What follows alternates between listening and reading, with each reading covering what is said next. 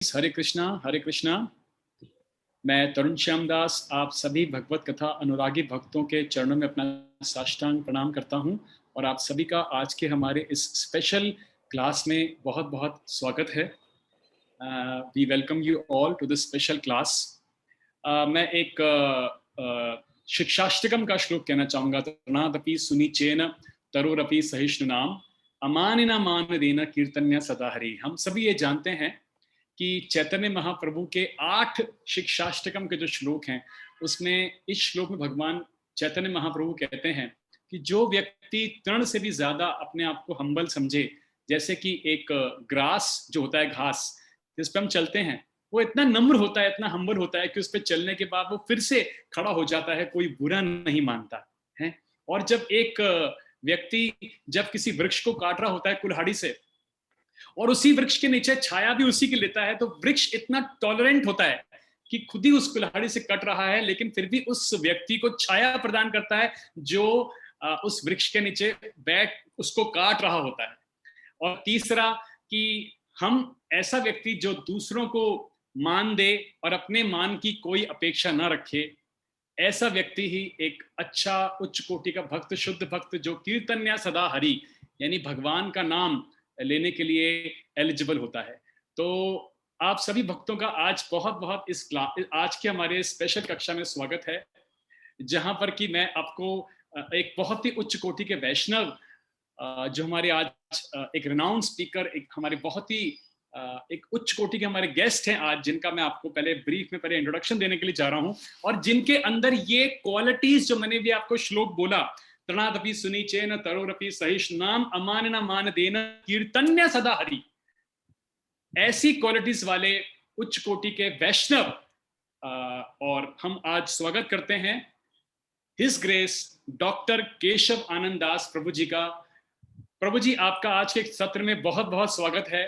सो his grace doctor Keshav Anand Das ji Prabhu ji के लिए आज मैं उनका छोटा सा पहले आपको एक इंट्रोडक्शन देना चाहूंगा, इसके पहले कि हम आज का सत्र प्रारंभ करें। तो आपको जानकर के बहुत खुशी मिलेगी और आपको जानकर के बहुत ही अच्छा लगेगा कि आज जिस प्रकार के हमारे साथ वैष्णव हैं वो किस प्रकार क्या योगदान कर रहे हैं, किस प्रकार एक्टिविटीज के अंदर वो कार्य कर रहे हैं। तो मैं आपको बताना चाहूंगा कि वो क्वालिफिकेशन से एक डॉक्टर हैं और ये बीजे मेडिकल कॉलेज पुणे से डॉक्टर की उपाधि प्राप्त किए हैं। ठीक है, अब इसके साथ वो चेयरमैन हैं GYST के। GYST का मतलब हुआ Gita youth society for transformation, और करीब 10,000 यूथ को, 10,000 यूथ को वो पूना के अंदर ट्रेन कर चुके हैं।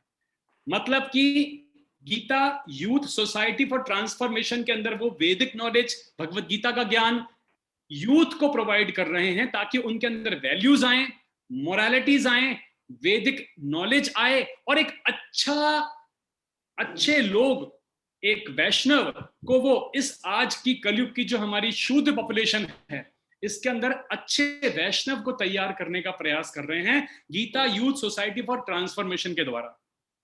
देन वो चेयरमैन भी हैं Bhakti Vedanta Gurukul academy, scholar and teacher of higher Vedic sciences and studies.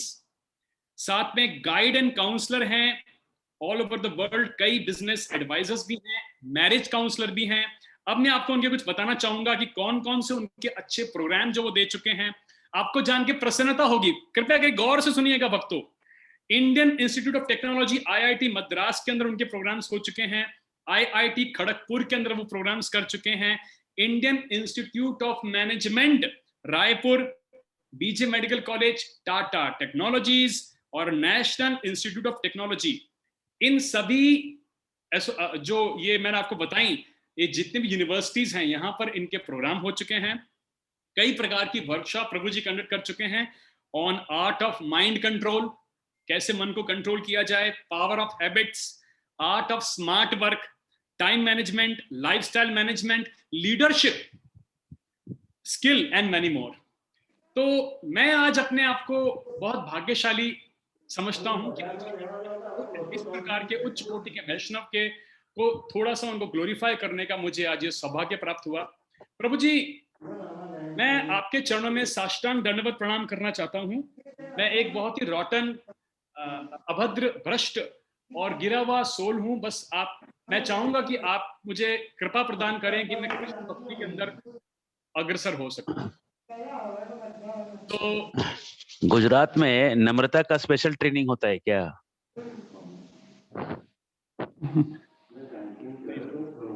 तो थैंक यू भक्त प्रभु जी, आपने अपने वैल्यूबल टाइम में से आज इस सत्र के लिए हमारा आपने टाइम आपने दिया, इसके लिए मैं बहुत बहुत आभार प्रकट करता हूँ। और अब मैं आपको आमंत्रित करता हूँ, आप ओपनिंग करें। छोटा सा प्रार्थना करेंगे। ओम ज्ञानतिमिरन्धस्य ज्ञानाञ्जन शलाकया चक्षुरुन्मिलितं येन तस्मै श्री गुरुवे नमः। श्री चैतन्य मनोभीष्टं स्थापितं येन भूतले स्वयं रूप कदा मह्यं ददाति स्वपदान्तिकं। नमः ओं विष्णुपादाय कृष्णप्रेष्ठाय भूतले श्रीमते भक्तिवेदांत स्वामिनिति नामिने। नमस्ते सारस्वते देवे गौरवाणी प्रचारिणे निर्विशेष शून्यवादी पाश्चात्य देश तारिणे।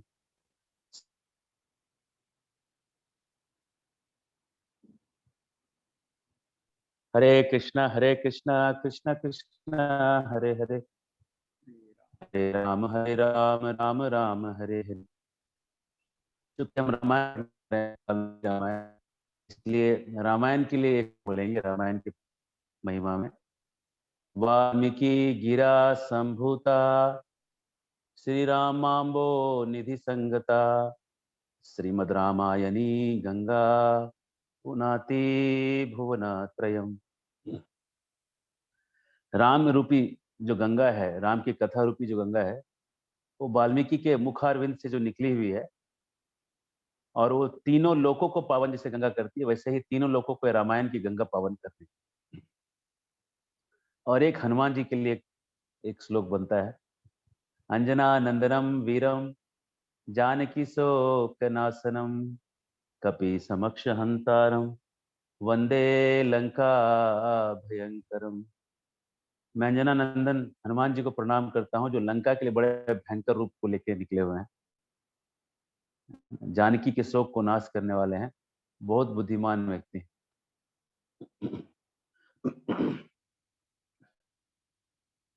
आप लोगों ने कई बार रामायण सुना होगा।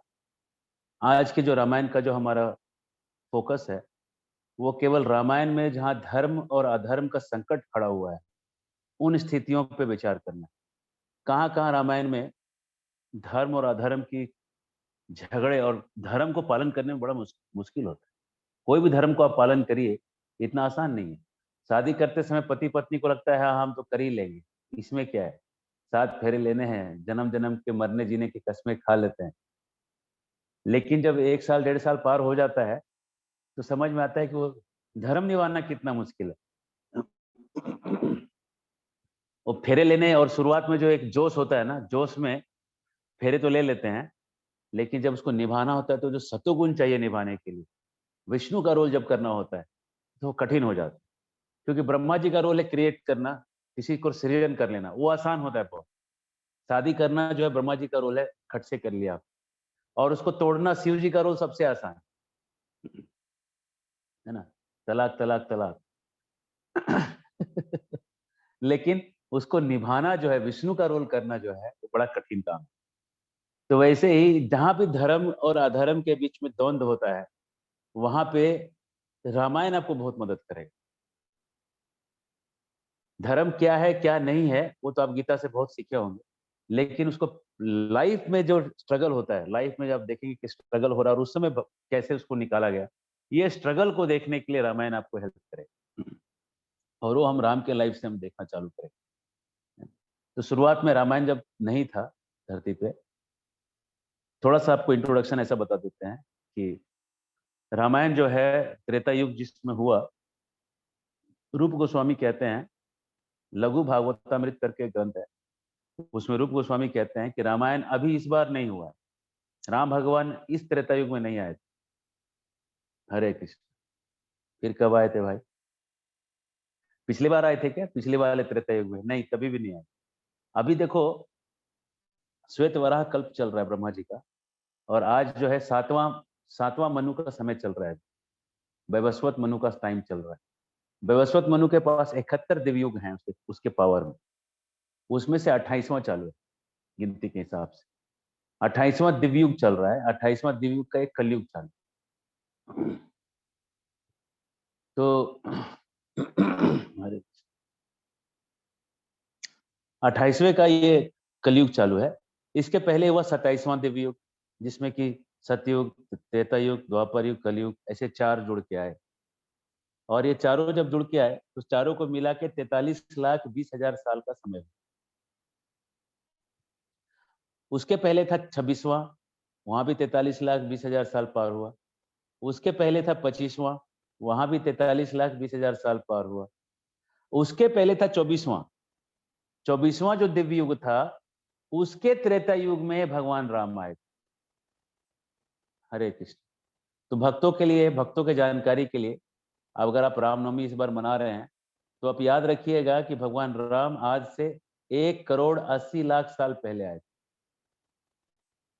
कितने साल पहले? 1,80,00,000 साल पहले।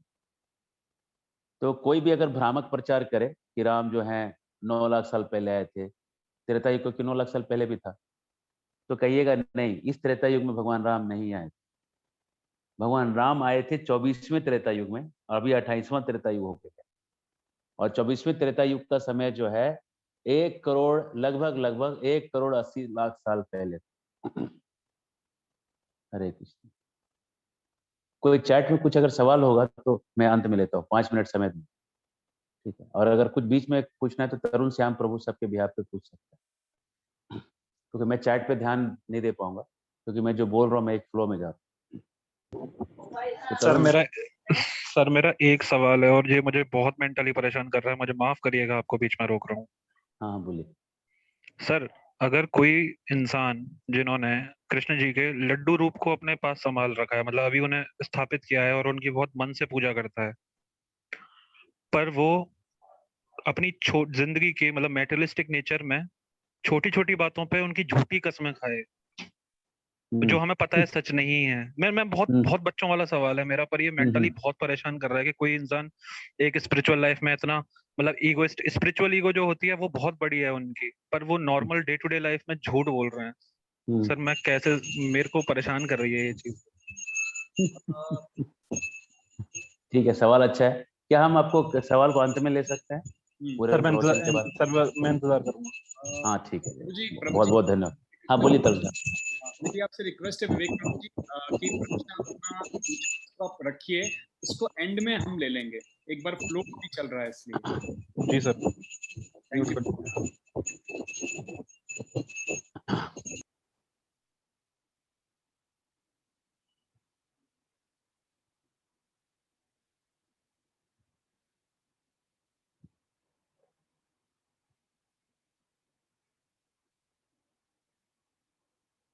प्रभु जी म्यूट हो गए। प्रभु जी हाँ, राम जी के आने के पहले भगवान भगवान के मतलब भगवान जब ने अवतार लिया था 24वें त्रेता युग में, उस समय नारद मुनि वाल्मीकि मुनि के आश्रम में जाके एक सवाल कर एक बात करते हैं, और बात करके ये सिखाते हैं कि हे वाल्मीकि, आप रामायण सुनिए, बैठ भगवान राम के बारे में सुनिए, राम के बारे में बताते हैं। और राम के बारे में बताने के बाद वाल्मीकि जो है, उनके सामने में एक बहेलिये ने एक क्रौंच पक्षी के जोड़े को तीर लगा दिया। तीर से बेचारा जो जोड़ा था वो फड़फड़ा के वहीं पे गिर गया, और उनके मुख से निकल गया शराब। ये देख के, मां निशा शाश्वती त्वाम अगमा शाश्वती समा, यत् क्रौंच मिथुनादेकम तो अवधि काम मोहित। अरे निषाद, तुम्हें कभी जिंदगी में तुम्हें सफलता ना मिले, तुम सक्सेस ना ले पाओ, जिंदगी भर तुम बर्बाद हो जाओ पूरा, ऐसा श्राप दे दिया उन्होंने। अब श्राप देने के बाद मन में ग्लानि आ गया। यही होता है ना हमारे साथ भी, जब हम किसी को कुछ बुरा भला कह देते हैं तो हमारे मन में भी ग्लानि आ जाता है, और ग्लानि आने के बाद हम क्या करते हैं, हम उसका उपाय खोजते हैं, क्या किया जाए क्या किया जाए। और वाल्मीकि भी उपाय खोज रहे थे। खोजते खोजते ब्रह्मा जी प्रकट हो गए वहां पे, और ब्रह्मा जी के सामने उन्होंने यही बात कहा कि बताइए, पहले पूजा वूजा किया और कहा कि मेरे सामने ये समस्या है, मेरे मन में ग्लानि है, क्या किया जाए। ब्रह्मा जी कहते हैं तो बहुत अच्छा हुआ। आप सोच रहे अरे मैंने श्राप दे दिया, आप कह रहे अच्छा हुआ, इसमें क्या अच्छा है? वर्मा जी ने कहा इसमें अच्छा ये है कि जिस प्रकार से आपने गीत की रचना की है, माँ निशा शाश्वती गमा शाश्वती, ये जो आपने अनुष्टुप छंद का जो प्रयोग किया है, इसी अनुष्टुप छंद में पूरा रामायण लिख डाली। बोले कौन सा रामायण? बोले नारद मुनि ने जो आपको सुनाया, लेकिन उन्होंने तो बस 2 चैप्टर सुनाए हैं। मतलब एक 100-150 श्लोक में पूरा उन्होंने रामायण सुना डाला। बोले हाँ, तो उसको आप एक काम करिए, उसको आप 500 चैप्टर में बना दीजिए और 24,000 श्लोक कर दीजिए। तो अभी आपके मन में यही सवाल आएगा, अरे तो ये फेंका ही नहीं होगा? इतना सारा जब लिख देंगे तो उसको तो फेंका ही कहना कहते हैं ना, झूठ-मूठ का बात का बतंगड़ बना देना। है ना? एक बार 2 चोर जा रहे थे और रास्ते में कहीं राम की कथा हो रही थी और सारी भीड़ वहां पे जमा थी गाँव। तो एक चोर ने दूसरे चोर से सवाल किया, ये क्या चल रहा है? ये सब क्या चल रहा है? तो दूसरा चोर कहता है, अरे ये कोई इतना सीरियसली मत लो, ये राम कथा चल रहा है। तो ये पहला चोर कहता है, ये राम कथा क्या होता है? दूसरा कहता है, अरे अरे अरे, एक था राम, एक था रामवा। बिहारी भाषा में बोलता है, भोजपुरी में। एक था रामवा, एक था रावणवा। एक ने एक की नार चुराई, एक ने एक की नार चुराई और एक ने एक की वंश डुबाई। एक ने एक की नार चुराई, एक ने एक की वंश डुबाई। बात था इतनवा, वो तुलसी बमनवा, लिख दिया पोथनवा। इतनी सी बात थी, एक ने एक की नारी चुरा ली और दूसरे ने पहले की वंश डुबा दी। इतनी सी बात को तुलसी ब्राह्मण ने क्या किया, बड़ा पोथा लिख के दुनिया को ठग लिया। और देखो क्या हो रहा है, सब लोग बैठ के कथा सुन। हर आदमी का इंटरेस्ट और प्रायोरिटी अलग रहता है। अब विश्व वाल्मीकि के सामने यही चैलेंज था कि वो जो स्टोरी है उसको हम कैसे इसको लिखें। तो उन्होंने कहा कि भाई मैं ऐसे लिख दूंगा तो लोग यही बात कहेंगे ना कल होके कि झूठ मूठ का उन्होंने खींच दिया, बात का बतंगड़ बना दिया। इतनी सी बात थी, उन्होंने इतना खींच दिया। ब्रह्मा जी ने कहा नहीं, ऐसा नहीं होगा। तुम जो लिखोगे ना कभी झूठ नहीं होगा और तुमको रामायण आंख के सामने होता हुआ दिखेगा। तो उन्होंने जब लिखना चालू किया तो रामायण पूरा दिखने लगा उनको आंखों के सामने, पूरा का पूरा रामायण दिखने लगा। और ऐसा दिखता था जैसे कि अगर आम, जैसे कि अगर सीता जी को आम दिख रहा है तो वाल्मीकि जी को भी आम दिखता था। और वो वाल्मीकि जी भी उसको तोड़ के खा के देख सकते थे कि सच में टेस्टी है, आम है कि नहीं। इतना तक दिख रहा था, मतलब उसमें प्रवेश कर गए थे, उस लीला में वो प्रवेश कर चुके थे। हरे कृष्ण। हाँ, तो विश्व, तो यहाँ पे वाल्मीकि ने जब ये लिख दिया, अब ये कथा जो है उन्होंने लव और कुश को सुनाया सबसे पहले, जो उनके आश्रम में रह रहे थे। लव और कुश को जब उन्होंने सुनाया तो लव कुश ने वो सुन लिया। अब यहाँ पे लोग सवाल करते हैं कि भगवान राम ने गर्भिणी सीता को जंगल में क्यों छोड़ दिया? ये सवाल आपके मन में भी होगा। क्योंकि मैं यहाँ कथा करने नहीं, सवाल जवाब करने बैठा हूँ, इसलिए मैं खुद ही सवाल बनाऊंगा और खुद ही आंसर करूंगा। और चूंकि मैं यहाँ पे मैं ही डिसाइड करने वाला हूँ, इसलिए मेरे हिसाब से चलूंगा। ऐसे मैंने राम कथा बहुत किया है और अगर राम कथा में करने लगूंगा तो ये सारे प्रश्न रह जाएंगे। फिर मेरे मेरे को 7-8 घंटे तो ऐसे लग जाएंगे। केवल बाल कांड ही बोलना है तो 8 घंटे 9 घंटे चाहिए। ठीक है ना? प्रभु राम की ऐसी महती कृपा है कि बस राम कथा बोलने में बहुत अच्छा लगता है और बोलते रहते हैं। और बहुत बार बोलने का मौका दिया भगवान ने, बहुत जगह बोलने का मौका दिया है। और टाटा स्काई पे भी आया था, 2-2.5 करोड़ लोगों ने पूरे भारत में उसको देखा था। तो राम कथा ऐसा है कि उसमें वो खींच लेता है, लेकिन हम आपको केवल भक्तों के लिए कुछ सिखाने वाले हैं कि भक्तों को प्रचार करते समय जो रामायण में जो दिक्कतें आती हैं, उन पॉइंट्स को हम यहाँ पे लेने का प्रयास। तो ये सवाल एक आएगा कि गर्भिणी सीता को राम ने क्यों छोड़ दिया? ये सवाल जरूर आपने फेस किया होगा और खास करके स्त्रियां हैं तो अपने पतियों से भी पूछा होगा या नहीं भी पूछा होगा तो मन में होगा कि ऐसा क्यों किया भगवान राम ने। जब तक आप भगवान को सम दृष्टि नहीं देखें तब तक आप भक्त नहीं बन पाइए। 7वें स्कंद का पहला चैप्टर पढ़िएगा, भगवान प्रभुपाद जी ने भगवान समदर्शी हैं उस पर पूरा पहला चैप्टर का पहला, दूसरा, तीसरा श्लोक के तात्पर्य में लिखा हुआ है। 7th canto chapter 1 purport 1 2 3 7.1.1 to 3 याद रखेंगे आप सब। उसको होमवर्क के रूप में आप लोग पढ़िएगा जाके मेरे क्लास के बाद। 7वां अध्याय मैं फिर से दोहराऊंगा, 7वां स्कंद, पहला चैप्टर, श्लोक संख्या 1 2 3 का तात्पर्य। इसमें प्रभुपाद जी ये लिखते हैं कि भगवान समदर्शी कैसे हैं, भगवान किसी के पक्ष नहीं लेते, उसको सीखना आपके लिए जरूरी है। आते हैं रामायण पे वापस। रामायण में राम ने जब सीता को छोड़ा, आपको थोड़ा सा त्रेता युग के नारियों का मनोभाव समझना पड़ेगा, जो आज के मनोभाव से अलग है। उस समय राम जी को पता था कि किसी धोबी ने, बात यह है कि किसी धोबी ने ये कह दिया अपनी पत्नी को कि मैं थोड़ी ना राम हूं कि 1 साल तक मेरी पत्नी कहीं और रहे और मैं इसको रख लूंगा वापस। मैं 1 रात भी तू बाहर रहेगी तो क्या मैं राम हूं कि तुमको रख लूंगा? मैं नहीं रखूंगा।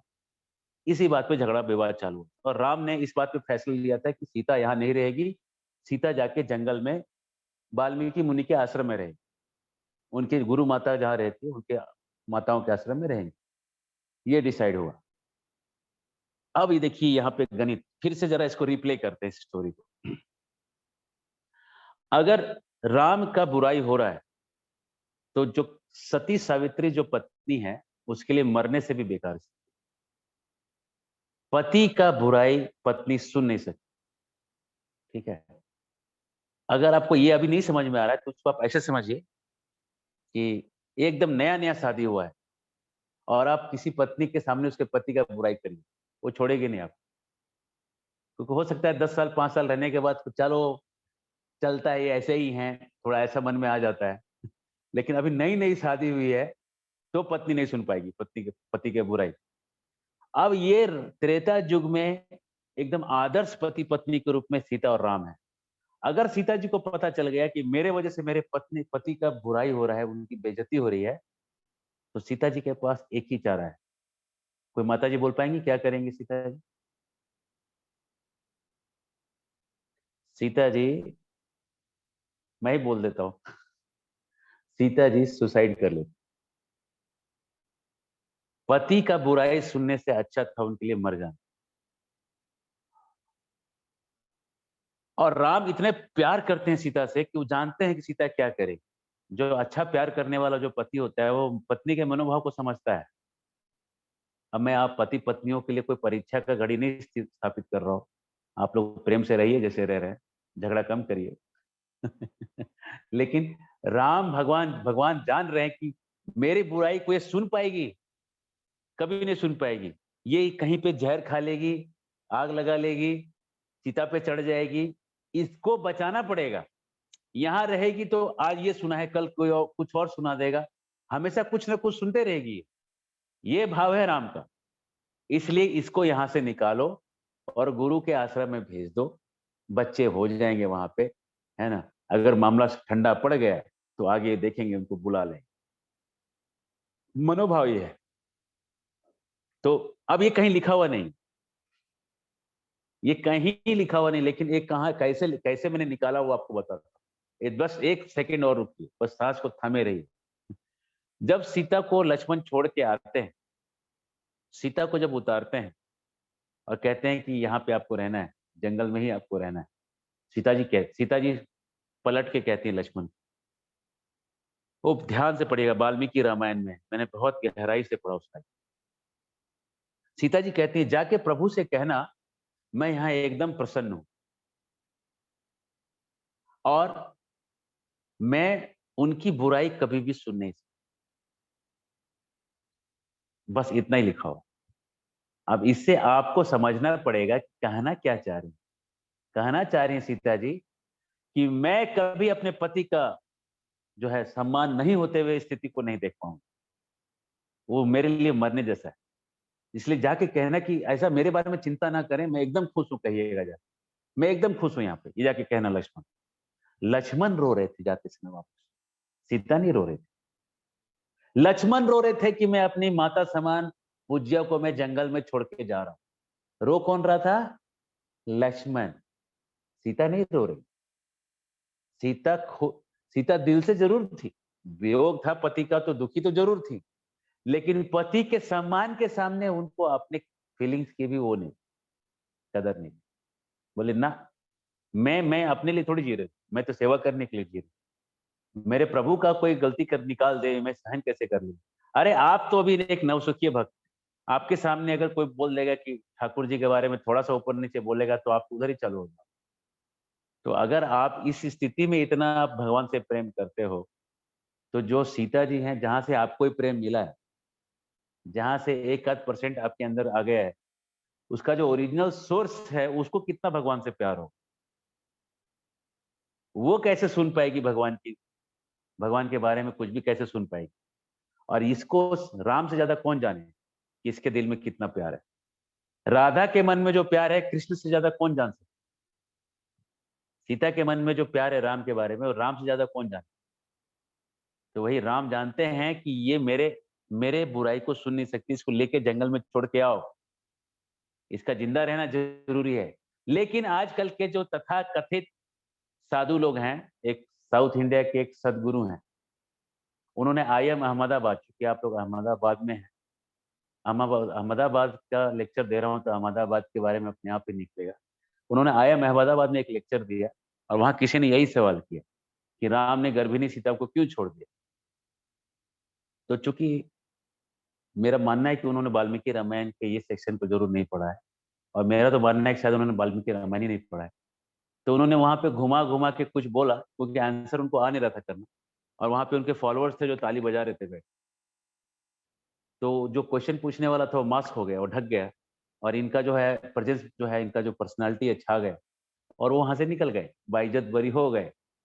लेकिन लेकिन भांजे, तुम्हें छेक की आवश्यकता है, तुमने अभी भी आंसर की आवश्यकता है, तुम अभी आंसर तुम नहीं निकाल पाए। और जो बुद्धिजीवी लोग हैं, ऐसे आंसर को सुन के धर्म छोड़ देंगे। इसलिए आपने डिस सर्विस किया है, सेवा नहीं किया, सेवा नहीं, आपने सेवा का उल्टा कुछ कर दिया। समझ रहे मेरी बात की गहराई को? आप लोग समझ पा रहे हैं मैं क्या कहना चाह रहा हूँ? इसलिए ये क्वेश्चन का आंसर याद रखिएगा कि सीता जी ने खुद ही ये डिसाइड किया कि मैं यहाँ खुश हूँ, और राम जी जानते थे कि यहाँ रहेगी तो ये नहीं बच पाएगी। ये नंबर 1 है। पीछे जाइए थोड़ा और, सीता जी को चिता में क्यों जलाया गया? जब लंका से बाहर निकली तो उनकी अग्नि परीक्षा क्यों हुई? है ना? तो इन प्रश्नों को अगर आपको उत्तर जानना है तो मेरा रिक्वेस्ट रहेगा, थोड़ा वाल्मीकि रामायण पढ़िए। प्रभुपाद जी ने सबको रिक्वेस्ट किया था वाल्मीकि रामायण पढ़ने के लिए, लेकिन कालांतर में क्या हो गया, तुलसी रामायण जो इतना फेमस है, उसी के वर्जन्स लोग पढ़ते रहे, और वहां पे आंसर्स कम और भाव ज्यादा है। तुलसी रामायण में आपको भाव बहुत मिले, और लेकिन आपको आंसर्स कम मिलेंगे, और कहीं कहीं जो कुछ कुछ चीजें हैं वो प्रभुपाद जी ने एक्सेप्ट नहीं किया। जैसे तुलसी रामायण में ये लिखा है, शूद्र गवार ढोल पर सुनारी, ये सब ताड़न के अधिकारी, ये प्रभुपाद जी ने बोला ही गलत। ठीक है ना? ये जो है मिसकोट है, ये ऐसा नहीं बोलना चाहिए। ठीक है, तुलसीदास जी को उन्होंने क्रॉस किया हुआ। तो अब हमको ये समझना होगा कि वाल्मीकि रामायण में क्या लिखा है। पढ़िए वाल्मीकि रामायण, उसमें दिखा है क्या लिखा है। सो देखिए सिक्वेंसली क्या होता है। भगवान राम रावण को मार देते हैं, अब सीता जी को बाहर बुलाया जाता है, सीता जी आती हैं, राम कहते हैं देखो सीता, मैंने तुमको बचा लिया, जो एक पति का कर्तव्य था मैंने कर दिया, तुमको बाहर जो लाना था मैंने ले आया, अब तुम स्वतंत्र हो, तुम जहां जाना चाहो तुम जा सकते हो, तुम्हारे मन में जो भी हो, चाहो तो विभीषण को वर्ण कर लो, चाहो तो सुग्रीव के साथ रह लो, चाहो तो जिसको तुम्हारे मन में जो आए तुम अब कर, तुमको मेरे साइड से कोई भी पाबंदी नहीं। हरे कृष्ण। ये भगवान ने कहा। कोई ऐसा कहेगा, इतना कोई फ्रीडम देगा किसी को? भगवान राम ने ये फ्रीडम दिया। सीता जी क्या कहती हैं सुन के? सीता जी थोड़ी ना 2021 में या 2022 की स्त्री थी। 21 नहीं बोलूंगा, नहीं तो आप माता जी लोग बहुत बैठे। सीता जी त्रेता युग की थी, उनको इतना खराब लगा सुन के वो, कि मुझे ये ऐसा कह रहे विभीषण के पास चले जाओ, सुग्रीव के पास चली जाओ, एक स्त्री के लिए मरने जैसी बात है। वो कहती है लक्ष्मण चिता लगाओ, मैं इसमें जलना चाहती। और राम एकदम खड़े हैं, कुछ नहीं बोल रहे। पूरा ऑप्शन दे रहे हैं उसको करने की। और लक्ष्मण आदेश था, माँ के समान थी, तो उन्होंने चिता लगाया, आग लगाया, और उन्होंने, सीता जी ने राम को प्रणाम किया है और प्रणाम करके चिता पे चढ़ गए। तो चिता पे चढ़ने का डिसीजन राम का नहीं है। क्योंकि लोग वाल्मीकि रामायण नहीं पढ़ते हैं, इसलिए दिमाग में उनके चिड़ियों ने घोंसला बना लिया है। थोड़ा उसको निकालने की जरूरत।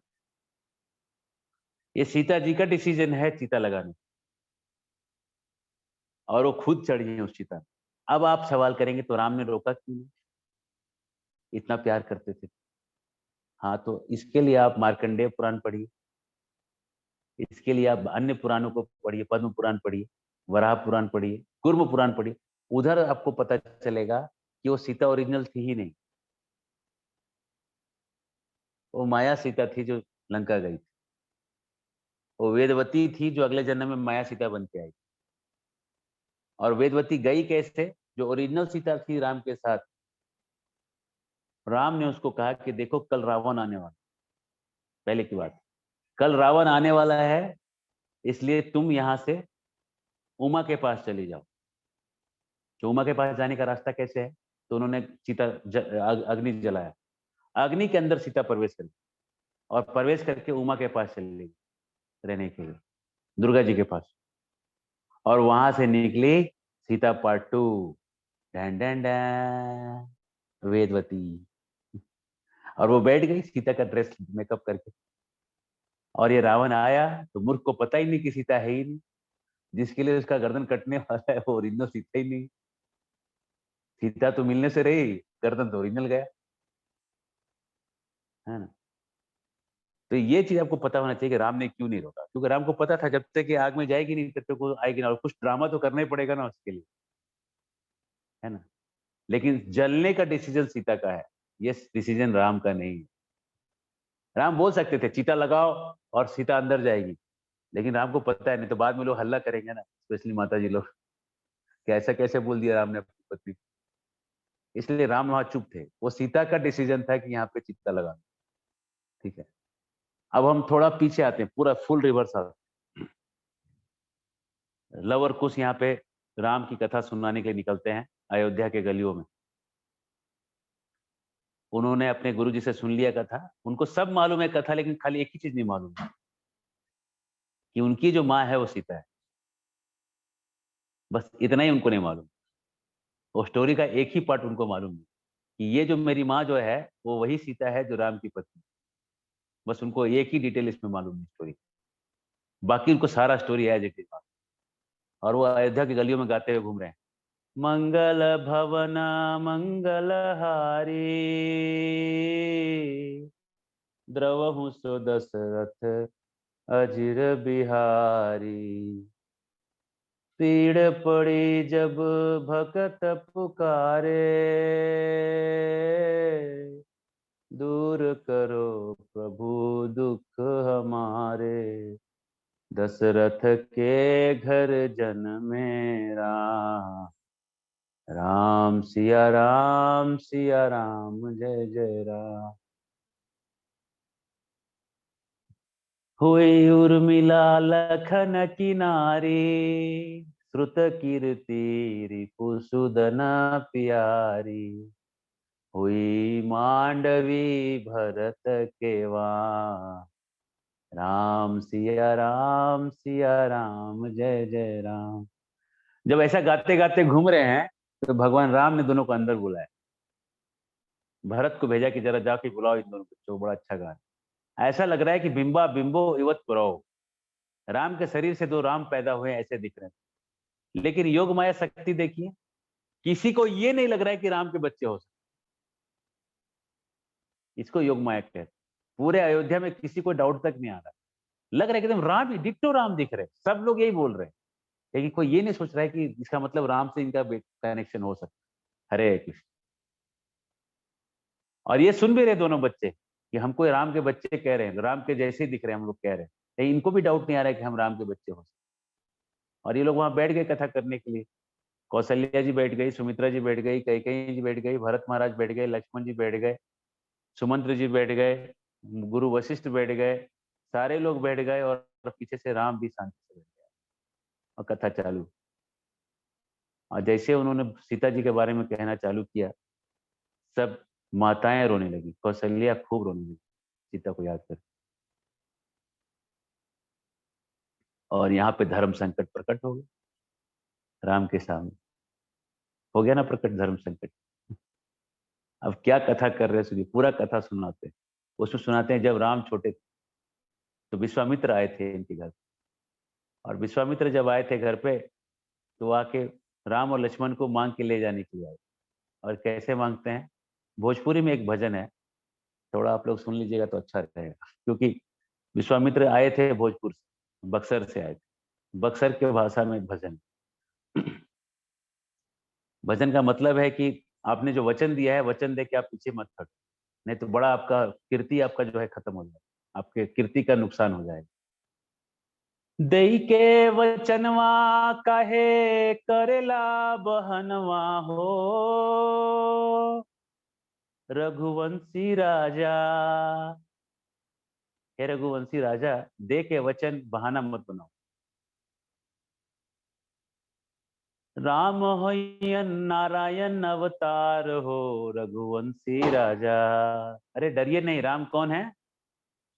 नारायण के अवतार हैं, आप क्या डर रहे हैं? ऐसा बहुत लंबा भजन है, चूंकि आप भोजपुरी नहीं जानते इसलिए आपको थोड़ा आउट ऑफ चला जाएगा, इसलिए मैं अब यहाँ गाने से रेफरेंस करता हूँ। तो ये विश्वामित्र वहां से बच्चों को लेकर निकलते हैं और रास्ते में जंगल में ताड़का आती है। ताड़का एक स्त्री के रूप में आती है और ताड़का की कहानी सुनाते हैं विश्वामित्र और कहते हैं इसका वध कर दो। अब राम के सामने है कि भैया, बचपन से हमने सुना है कि नारी जो है उसको अवध्या होती है, उसका वध नहीं किया जा सकता, और हम अवतार लेके आए और पहला ही जिसको मारना है वो नारी है। और गुरु जी कह रहे हैं तो अभी मारे कि नहीं मारे। देखो, कितना भी कोई गुरु आपको कह दे, लेकिन इनिशियल एक झिझक तो होगा ही, क्योंकि आपने बचपन से वो चीज सीखा नहीं है ना।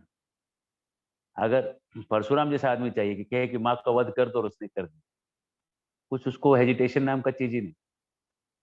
लेकिन एक साधारण आदमी है, उसको हेजिटेशन तो होगा ही। तो जब वो हेजिटेशन हुआ तो गुरुजी कह रहे हैं थोड़ी ना ये अबला है, ये 10,000 हाथियों का शक्ति रखती है, ये अबला है, ये सब अबला है, इतनी ताकतवर है।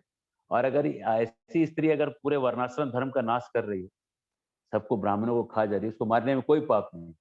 बहुत कन्विंस करना पड़ा, तब जाके राम ने उसको मारा। मारते ही सारे देवता लोग खुश हो गए, पुष्प की वृष्टि होने लगी, है ना। तो यहाँ पे हम देखते हैं कि एक झिझक होता है धर्म को पालन कर। तो इसके बाद मारीच और सुबाहु का वहां पे यज्ञ होता है, यज्ञ में सुबाहु मारा जाता है, मारीच उड़ के गिरता है। आगे ये लोग जनकपुर जाते हैं और रास्ते में अहिल्या का आश्रम दिखता है।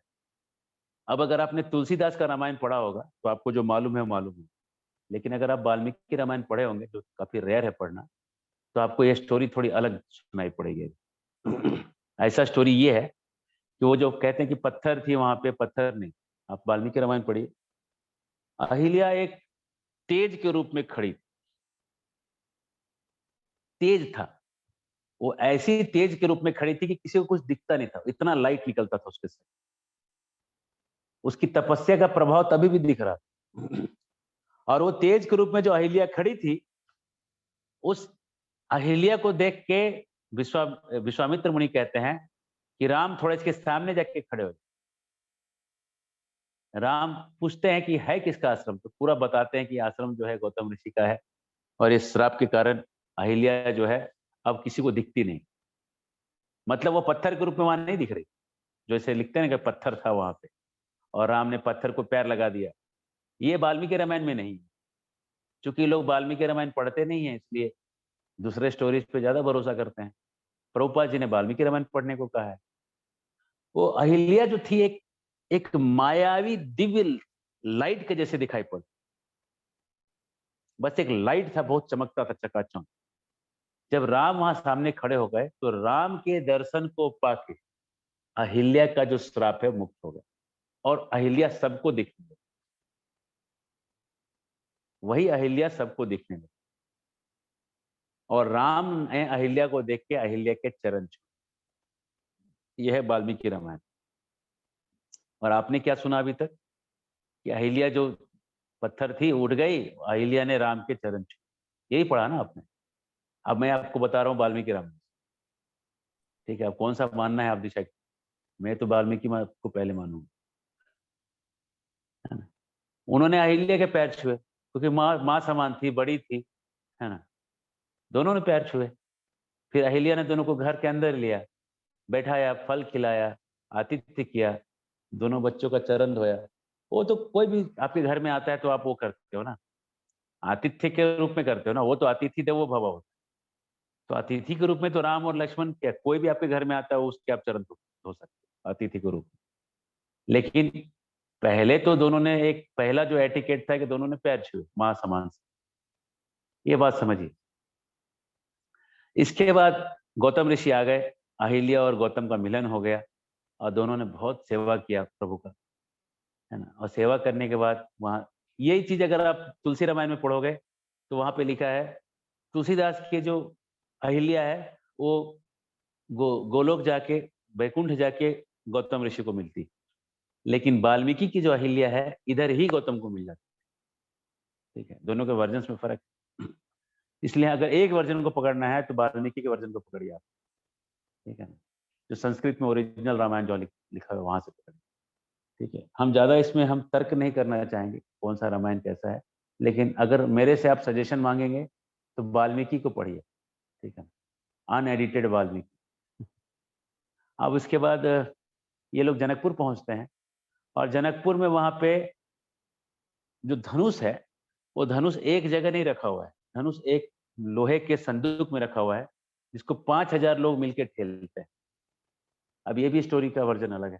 आपने सुना होगा कि एक जगह रखा हुआ तो कोई उठा नहीं पा रहा, लेकिन वो एक संदूक में था जिसको 5000 लोग जो है हिलाते थे। और उसको 5000 लोग लेके आए, सामने रखे, और जनक जी ने कहा कि इसको जो उठाएगा, इसको जो प्रत्यंचा चढ़ाएगा, उसको मैं अपनी कन्या का विवाह करके दूंगा। अब राम ने वो धनुष देखा और राम ने कहा क्या मैं इसको उठा के देखूं। तो जनक जी और विश्वामित्र दोनों ने कहा हाँ हाँ उठा के देखो। ये एकदम अलग वर्जन है। आपने जो रामायण सुना है तो आप देखिए इसका स्टोरी का लाइन एकदम अलग चलता है। एग्री कर रहे हैं आप लोग, राइट। हाँ, एकदम अलग आपको लग रहा होगा सुनने। ये वाल्मीकि रामायण का स्टोरी है। राम ने खुद पूछा कि मुझे उठाना है, उठाऊं क्या। जबकि आप तुलसीदास के रामायण में ये नहीं है, विश्वामित्र ऑर्डर देते हैं ये बेटा आगे बढ़ो, जनक के दुख को हटाओ और इसको उठाओ, फिर राम उठते हैं। यहाँ ऐसा नहीं, राम खुद पूछते हैं क्या मैं उठाऊं इसको। हाँ उठाओ। उठा लेते हैं, उठा के प्रत्यंचा चढ़ा देते हैं और सब लोग देख के हैरान हो जाते हैं। तुलसी रामायण में वो कब उठाते हैं, कब चढ़ाते हैं, कब वो टूट जाता है किसी को दिखता नहीं, केवल आवाज आती। वाल्मीकि रामायण उठा के दिखा देते हैं सबको और फिर जब चढ़ाते हैं उसको खींचते हैं कान तक उसके रस्सी को, तो उधर जाके वो टूटता है। मतलब लोग तब तक देखते रहते और देखने के बाद सब लोग वहां बेहोश होकर, केवल जनक, विश्वामित्र, राम, लक्ष्मण, ये कुछ ही लोगों को होश हुआ रहा। अब जनक कहते हैं कि हाँ मैं अपनी पुत्री का विवाह तुमसे करूंगा। तुरंत उन्होंने दशरथ महाराज को बुलावा भेजा। दशरथ जी आए वहां से और विवाह की सारी रस्में हुई। मैथिली में भजन है और वो भजन तो मैं गाऊंगा ही, अब आपको समझ में आए या ना आए क्योंकि सीता जी जो है मिथिला की है और मिथिला में सीता जी, दृश्य ऐसा है कि सीता जी अपने साड़ी को थोड़ा पीछे करके, मतलब सर पे थोड़ा पीछे किया है सिंदूर लेने की। और राम जो है 16 चीजें होती है, 16 चीजों के साथ सिंदूर के दिया, ऐसे सीधा सिंदूर लेके नहीं लगाते। उसमें 16 चीजें रहती है उस प्लेट में, जिस प्लेट से सिंदूर लेके लगाना हो। तो उसमें भजन का ऐसा बोल है कि राम जी आसन लगा के बैठे हैं और सीता जी मांग को थोड़ा उभार करके बैठे। राम जी बैसलन आसन माड़, निज मुकुट उतार, सीता बसली मांग उभार, जनकपुर में। राम जी बैसलन आसन माड़, निज मुकुट उतार, सीता बसली मांग उभार, जनकपुर में। राम जी सिंदूर लेलन हाथ 1600 बरन के साथ, ओका देलना ललाट सीता माई के, ओका देलना ललाट सीता माई के। सीता माई के ललाट पे राम जी ने सिंदूर लगा दिया। यही भजन का भाव है। तो आगे मिथिला में बहुत कुछ होता है। अगर आप कभी अलग से इस पे करें तो मैथिली भजनों से हम 1 घंटा पार हो जाएगा। शादी के भजन ही इतने सारे हैं गाने के, है ना। राम जी से पूछें जनकपुर के नारी, बता द बबुआ लोगवा देत काहे गारी, बता द बबुआ। जो शादी होती है मिथिला में, वहां पे गाली देने का प्रवचन, ऐसे गाली फुहड़ गाली नहीं होती, बहुत स्टैंडर्ड टाइप की गाली। उसमें बेसिकली लांछन लगाते हैं एक दूसरे के ऊपर, और थोड़ा हंसी मजाक, थोड़ा रिलेशन उससे इम्प्रूव होता है। आप किसी को थोड़ा मजाक में बोले मोटे, तो थोड़ा वो तो अच्छा लगे, कोई तो मुझे कुछ बोला, है ना, है ना। मैं किसी के घर में जाता हूँ और कोई उसकी बेटी मोटी सी करे, मोटी, तो थोड़ा अच्छा ही लगता है उसको सुन के, और घर वालों को भी अच्छा लगता है कि इसको मोटी बोलने से कम कुछ करेगी तो कम से कम वजन तो कम कर लेगी। तो ये एक कहने का स्टाइल होता है। तो ये राम जी की, जो सीता जी की जो सहेलियां हैं, वो राम जी की चुटकी बजा रही, मजे ले रही हैं राम जी की, और कह रही हैं, हम तो से पूछत हैं ओ धनुषधारी। ये धनुष वाले तुमसे पूछ रहे हैं, बोलते काहे नहीं। एक भाई गोर तो एक काहे कारी, बता द बबुआ। ऐसा कैसे हो गया, एक भाई गोरा और एक भाई काला, ऐसा कैसे हो गया तुम्हारे फैमिली में मिसमैच। इसका सीक्रेट क्या है। अब राम जी क्या बोलेंगे, एकदम मर्यादा पुरुषोत्तम है, चुपचाप बैठे हुए हैं, उसकी लड़कियां मजाक बना रही हैं। कह रही हैं, ये बूढ़ा बाबा के पकल पकल दाढ़ी। अब जो बाराती लोग आए हैं उसमें से एक बूढ़ा कोई है, उसकी दाढ़ियां पकी हुई है। देखन में पातर खाए भर थाली, बता द बबुआ। अरे इतना पतला और खा कितना रहा है ये, पूरा थाली भर भर के खा रहा है, सब खा जाएगा क्या। मिथिला में तो इतना खिलाते हैं, कभी आप चले जाना, मिथिला के लोग पूरे इंडिया में खिलाने में सबसे नंबर 1, मतलब अमाउंट। मिथिला में जो अमाउंट खिलाते हैं, पूरा खाना खाने के बाद आपको कम से कम 15 से 20 रसगुल्ले खिलाएंगे, तब तक आपको छोड़ेंगे। और अगर आप अच्छे खाने वाले हो तो 70, 80, 100 तक रसगुल्ले खा सकते। ये मिथिला में इतना खिलाते हैं क्योंकि उनका परंपरा सीधा जी से चला आ रहा है। तो खैर ये सब सुनने के बाद राम जी का पूरा विवाह होता है, विदाई होती है, भजन गाते गाते समय निकल जाएगा। मैं जिस पॉइंट पे आना चाहता हूँ, वो लोग अयोध्या पहुंचते हैं, और अयोध्या पहुंचने के बाद 13 साल पार हो जाते हैं। मैं थोड़ा फास्ट फॉरवर्ड करता हूँ। ऐसे अगर शादी के बारे में बोलना है तो मुझे 3 लेक्चर चाहिए केवल शादी के बारे में बताने, क्योंकि उसमें भजन वजन गाते हुए एकदम आराम से पूरा भाव समझते हुए आगे बढ़े। तो जब जब वहां पे डिसाइड होता है कि यहाँ पे राम को राजा बनाएंगे, और सब कुछ डिसाइड हो जाता है, राम को बुलाया जाता है, और जब बुलाने के बाद कैकेयी वहां पे कहती है कि ये रात को हमारा ये डिसाइड हुआ कि भरत राजा बनेंगे और तुम जंगल जाओगे। प्रसन्नता न गताभिषेकम, जिनके चेहरे से अभिषेक के हटने की बात सुन के उनकी प्रसन्नता गई नहीं। ऐसे राम सबको मंगल करे। अगर कोई साधारण आदमी होता और उसको राजा बनने की बात होती, और एकदम पहुंचा है और बस सिंहासन में बैठने की बात, उस टाइम कहा जाए आपको 14 साल के लिए जंगल भेजा जाता, तो कैसा लगेगा, है ना। वो हिल ही जाएगा, है ना। वो रोने लगेगा, पागल हो जाएगा, डिप्रेशन में चला जाएगा, लड़ाई करने लगेगा, कुछ तो एक्सट्रीम रिएक्शन दे देगा, लेकिन चेहरे पे थोड़ा सा सिकन तक नहीं आया। वहां से अपने घर पे गए, और सीता और अपनी माँ के पास गए, और माँ को कहते हैं कि माँ मैं जा रहा हूँ वन। तो कौशल्या जी कहती मैं भी चलूंगी, अगर पिता ने आज्ञा दिया है जाने का तो मैं आज्ञा देती हूँ मत जाओ, अब तुमको किसका आज्ञा पालन करना है कर लो। अब आप क्या करेंगे, ऐसे धर्म संकट में फंस गए तो क्या। माँ कह रही है मत जाओ, पिता कह रहे हैं जाओ, अब क्या करेंगे। भगवान राम के देखिए राम क्या कहते हैं, कहते सुनो माता, हमारे पिता जो है वो कैकेयी के पास सुरक्षित नहीं रह सकते। तू अगर मेरे साथ अगर अगर कैकेयी के हाथ में उनको दे दोगी तो वो संभल नहीं पाएंगे, है ना? और तेरा धर्म है पति की सेवा करना।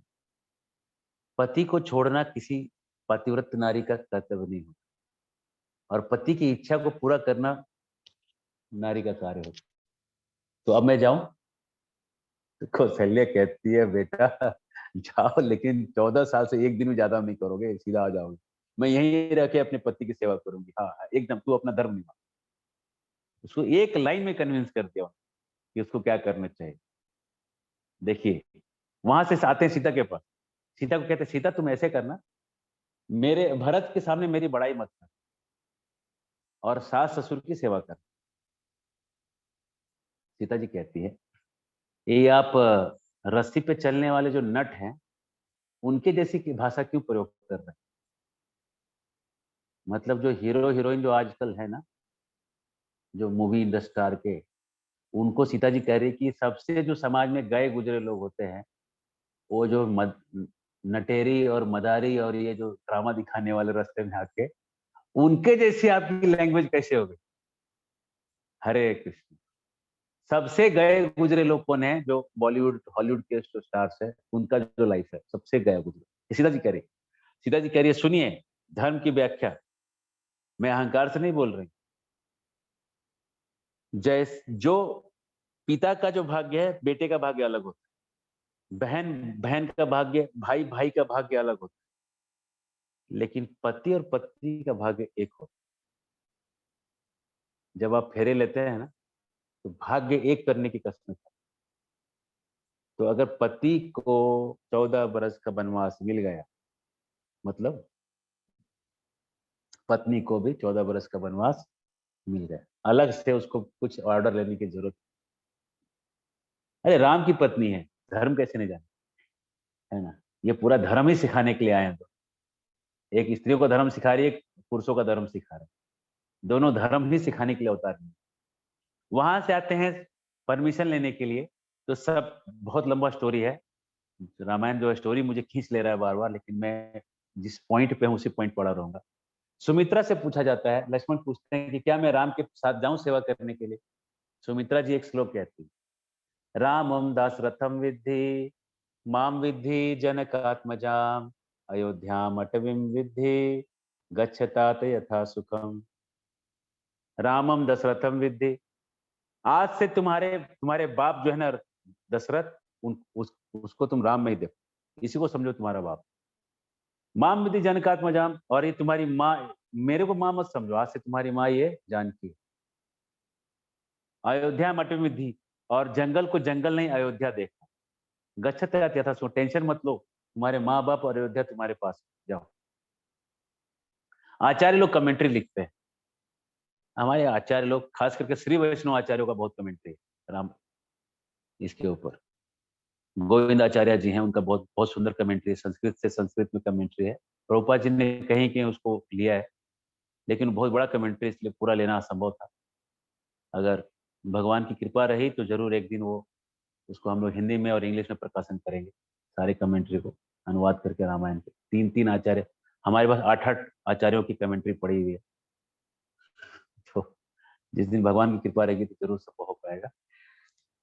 उसमें एक आचार्य लिखते हैं, रामम दशरथम दासरथम। दासरथम मतलब गरुड़ पे सवार, राम को गरुड़ पे सवार विष्णु समझो। दास मतलब गरुड़, रथ मतलब गरुड़ पे सवार जो व्यक्ति।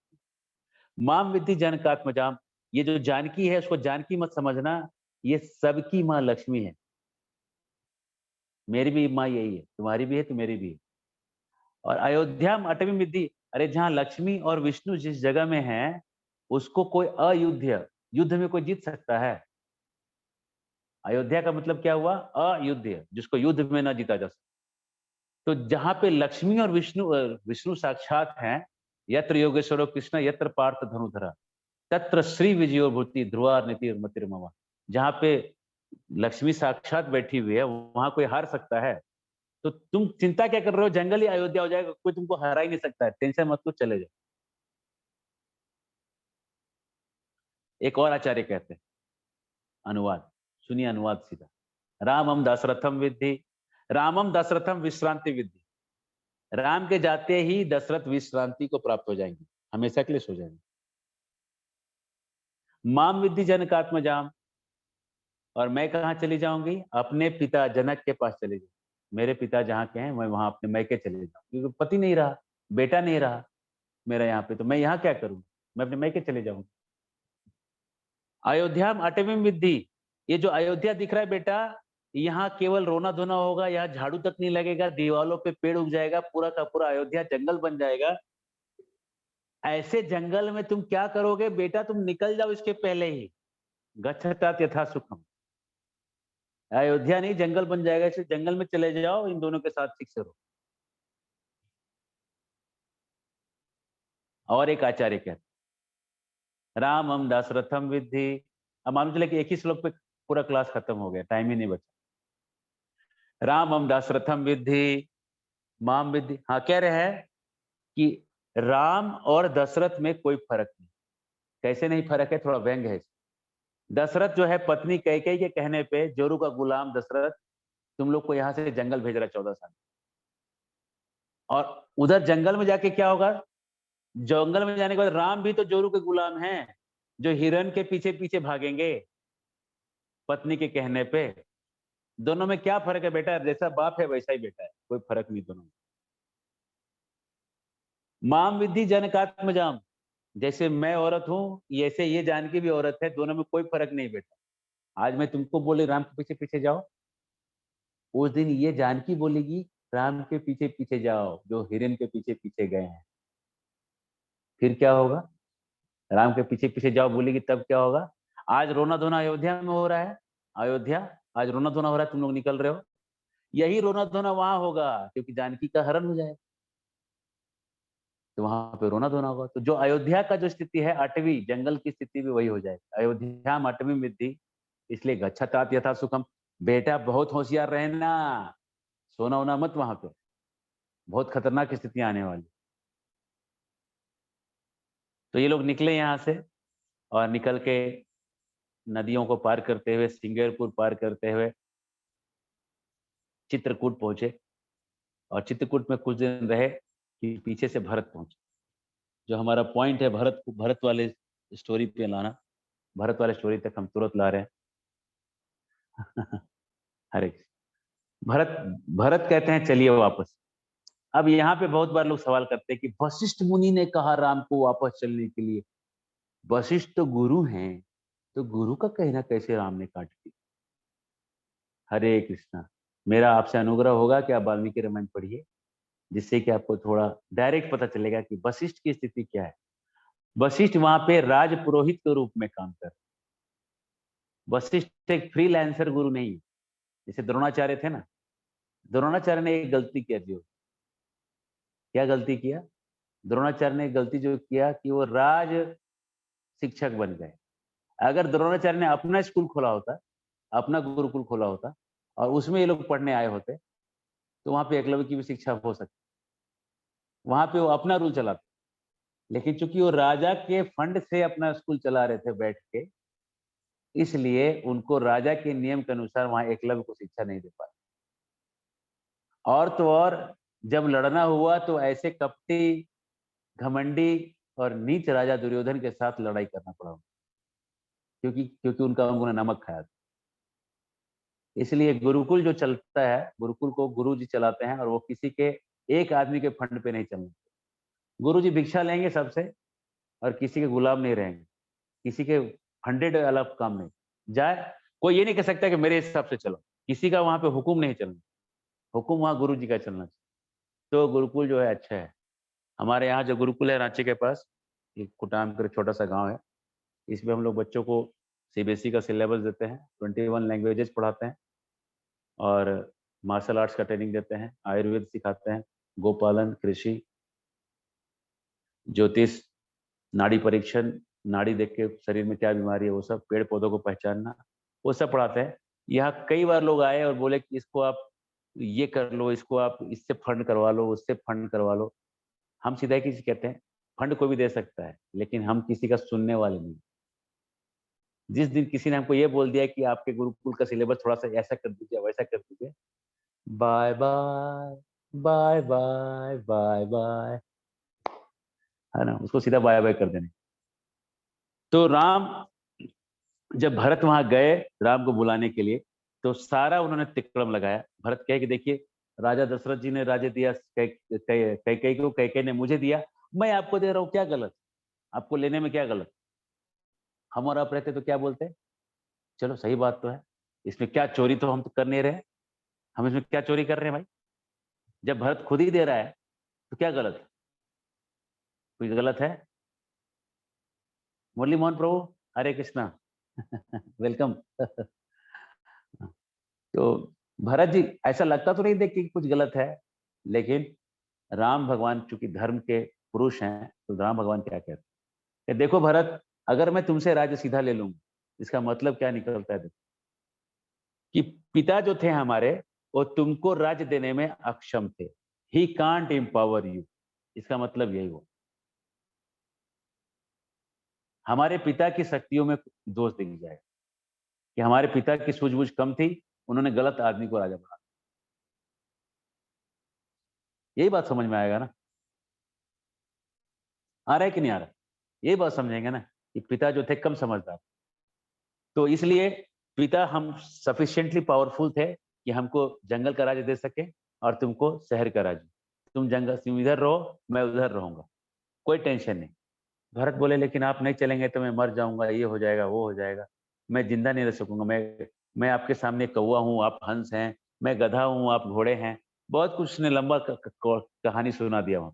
राम कहते हैं सुनो भरत, घोड़ा रहे, गधा रहे, हंस रहे, कौवा रहे, समय सबके लिए एक जैसा चलता है, और एक दिन सबका बुढ़ापा आता है और उसको लेके जाता है, और कलयुग में कोरोना आता है। तो कह रहे कि इस क्षणिक जीवन में क्या जमा करना चाहिए भरत, सो बताओ, जाना तो है ही, तो क्या जमा करना चाहिए इस क्षणिक जीवन में? धर्म, धर्म, धर्म जमा करना चाहिए। धर्म, जहां धर्म की बात आती है, धर्म जमा, यही काम आएगा। जितना धर्म के लोभी हो सकते हो बन जाओ, जितना लोभ करना है धर्म में करो। गुजराती लोग पैसा कमाने में एक्सपर्ट होते, तो सबसे बड़ा पैसा क्या है? धर्म। और उससे भी बड़ा पैसा है धर्म, और उससे भी बड़ा पैसा है धर्म। जितना धर्म कमा सकते हो कमाओ, क्योंकि ये धर्म जो है, इससे बड़ा चीज कुछ नहीं है संसार। और राम कहते हैं मैं धर्म का लोभी हूं भरत, मैं धर्म ही कमाऊंगा। भरत समझ गए कि ये मानने वाले नहीं है। ये जानते थे भैया को, इसलिए सोने का चप्पल लेके पहले से लेके आए, बनवा के ही लाए। उनको पता था कि हमारे कहने से समझने वाले नहीं है। भरत खूब जानता था, तो उन्होंने चप्पल पहना दिया, चप्पल सर पे रखा, लेके आए। अब एक लास्ट का एक पॉइंट करके मैं एंड करूंगा यहाँ। राम जो कर रहे हैं वो धर्म है, लेकिन राम से भी बड़ा धर्म कोई कर, और वो है लक्ष्मण। ऐसे राम को सेवा करने के लिए अपनी माँ सुमित्रा तक को छोड़ दिए, अपने पिता दशरथ तक को छोड़ दिए। इसलिए उनका धर्म जो है श्रेष्ठ धर्म, धर्म से भी श्रेष्ठ है उनका धर्म। हरे कृष्ण। और भरत ऐसे राम की सेवा विरह में भी कर सकते हैं, साथ में गए बिना भी दूर रह के कर रहे हैं, इसलिए उनका धर्म श्रेष्ठतर, बेटर देन लक्ष्मण।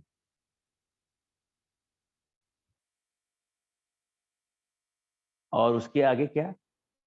ऐसे भरत की सेवा करना जो वियोग में भगवान की सेवा कर रहा है, ऐसे शत्रुघ्न की सेवा श्रेष्ठतम धर्म, बेस्ट धर्म, गुड, बेटर एंड बेस्ट, है ना? राम का धर्म, लक्ष्मण का श्रेष्ठतर धर्म, लक्ष्मण का श्रेष्ठ धर्म, भरत का श्रेष्ठतर धर्म, और शत्रुघ्न का श्रेष्ठतम धर्म। हरे कृष्ण। अब आपके प्रश्न, और हो सके तो मैं उत्तर दे पाऊं या ना दे पाऊं, मुरली मोहन प्रभु हैं उत्तर दे, हरे इसलिए कृष्ण प्रभु जी, हरे कोई कृष्ण। चिंता का विषय नहीं। हरे कृष्ण। हाँ जी Prabhu ji, very nice explanation. Of Ramayana and बहुत सारे आपने आज सब्जेक्ट मैटर कैसे कवर किए जो शायद बहुत से लोगों को, मुझे भी बहुत सारे, हम सबको क्लैरिटी नहीं थी कुछ चीज़ों को लेकर के, जिसको आपने बहुत ही सुंदरता से आज इसको आपने एक्सप्लेन किया। और अब इस जंक्चर पे मैं हमारे शिक्षा गुरु हिज ग्रेस मुरली मोहन दास प्रभु जी का स्वागत करना चाहूँगा, जो अभी हमारे साथ में हैं प्रभु जी। और मतलब जिनकी वजह से हम भक्ति में अभी तक जो भी प्रगति कर पाए हैं वो उन्हीं की वजह से कर पाए हैं, हमारे कांग्रीगेशन के काउंसलर हैं और आपके परम मित्र भी हैं।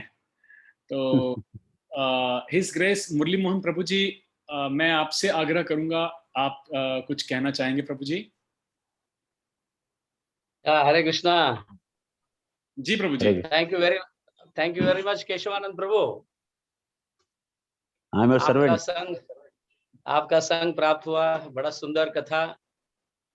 केशवानंद प्रभु और हमारी पहचान जो है, मैं सभी भक्तों के लिए कह रहा हूँ, पूना में केशवानंद प्रभु पूना में रहते हैं और पूना के सबसे ज्यादा ब्रह्मचारी जो भक्त बने हैं वो केशवानंद प्रभु के अंडर में रहकर बने हुए हैं। पूना का एक्चुअली वो एक ब्राइट स्टार है हमारे, इसके लिए केशवानंद प्रभु, मतलब हम और केशवानंद प्रभु काफी अच्छे मित्र है। हमारा बीच बीच में बात होते रहता है। और पूना में अगर कोई पसंद है मुझे तो केशवानंद प्रभु के लेक्चर्स में मैं ज्यादा पसंद करता हूँ, क्योंकि he is most humorous person. और क्लासेस में बहुत कॉमेडी करते हैं, थोड़ा तत्व भी सिखाते हैं अच्छी तरह से, मतलब हंसा कर तत्व सिखाते हैं। और यह हमारा भाग्य है कि आज केशवानंद प्रभु का हमने क्लास रखा है। ऑफ कोर्स सेव्य राधा माता जी एंड तरुण श्याम प्रभु दोनों की इच्छा थी, और सेव्य राधा माता जी केशवानंद प्रभु को काफी सुनते रहती है शायद, यस। तो उन्होंने आग्रह किया था कि केशवानंद प्रभु का क्लास रखना है, तो I told yes, of course, he is my good friend also. और काफी लाभदायक हो गए कि नहीं आप सब लोग? जी प्रभु जी। बहुत कम लोग वीडियो में है, बाकी सारे I don't know they are listening और यहाँ वहाँ घूम रहे होंगे। आप क्लास में हर हमेशा वीडियोस ऑन रखा करो, ताकि उससे पता चलता है कि हम, हरे कृष्णा, थैंक यू। आप सब लोग अभी वीडियो ऑन कर रहे हैं। केशवानंद प्रभु क्लास देते उस समय वीडियो ऑन किया होता तो उनको और भी थोड़ा ज्यादा प्रेरणा मिलता। यस, श्रोता सुन रहे हैं, ये पता चलता है ना, वीडियो ऑन रखने से श्रोतागण सुन रहे हैं, ये पता चलता है ना। तो फिर पता नहीं कि कौन सुन रहे कौन सो रहे। कभी कभी भक्त लोग सोते भी रहते हैं। Murali Mohan Prabhu, thank you very much Keshavanand Prabhu for giving your class. Murali Mohan Prabhu जो है, हम लोग इस्कॉन लीड्स प्रोग्राम में बहुत क्लोज थे। जब इस्कॉन लीड्स प्रोग्राम हुआ करता था रेगुलरली, तो हम लोग हर प्रोग्राम में महीने में 3 दिन 4 दिन के लिए हम लोग हमेशा साथ में रहते थे। जपा से लेके पूरा दिन भर हम लोग 8-8 घंटे साथ रहते थे, 12-12 घंटे। और उसमें कभी कभी तो एक ही रूम में हम लोग रहे भी है, तो रात में भी साथ में सोते थे। इस तरह से हम लोग का 3 साल गया कि हर महीने में 3 से 4 दिन का मुलाकात होता था, और काफी स्वीट थे। जैसे कि गृहस्थ भक्तों का एक खासियत रहता है कि ब्रह्मचारियों से मिलने के बाद बड़े खुश हो जाते और बड़े मतलब और हम लोग जब साथ रहते थे तो वो प्रोबेबली 1 या 2 गृहस्थ होते थे और हम लोग बाकी ब्रह्मचारी लोग होते। तो इनको थोड़ा हम लोग के लाइफ को देखने का थोड़ा डायरेक्ट मौका मिलता था, तो ये भी खुश रहते थे और हम लोग भी इनका बहुत चुटकी बजाते रहते थे। तो ये भी उससे कोई बुरा नहीं मानते कभी भी। गृहस्थ, बेसिकली गृहस्थों का हम लोग थोड़ा ब्रह्मचारी लोग बैठ के थोड़ा मजाक कर लेते, तभी थोड़ा हम लोग नादान थे, तो इसलिए कुछ कुछ बोल देते थे कि गृहस्थ आश्रम में बड़े परेशानियां हैं, और ये प्रभु जी बोलते थे हाँ वो तो है। तो वो क्या करते थे हम लोग, लेकिन तो ठीक है, वो एक नादानी में वो चलता है। थोड़ा एक फ्री लाइफ भी आदमी जीना चाहिए, हमेशा कैमरे के सामने वाला लाइफ जिएंगे तो मर ही जाएंगे, है ना। इसलिए आदमी को थोड़ा फ्री लाइफ भी जी के देखना चाहिए, जैसे है आदमी वैसे रहना चाहिए। ज्यादा नकल और ज्यादा स्टाइल मारने का जरूरत नहीं है। हम जैसे हैं दुनिया वैसे ही आपको एक्सेप्ट कर लेगी। और प्रभु जी अहमदाबाद में रहते हैं, और जो नारद मुनि है वही तो मेरे छोटे भाई जैसा है। और उधर आके उसने बहुत सेवा किया पुणे में आके। हरे कृष्णा प्रभु जी, हरे कृष्णा। हाँ, हरे कृष्णा। थैंक यू और प्रभु जी आपके अंडर में रखने के लिए। हाँ, बहुत टैलेंटेड लड़का है, और इसने डिजाइन विजाइन किया, वहाँ के सेवा भी किया जिस्ट में बहुत, और बहुत वो है मतलब फोकस्ड है, जो चीज को ले लेता है एकदम फोकस में रख, हिलता नहीं इधर उधर।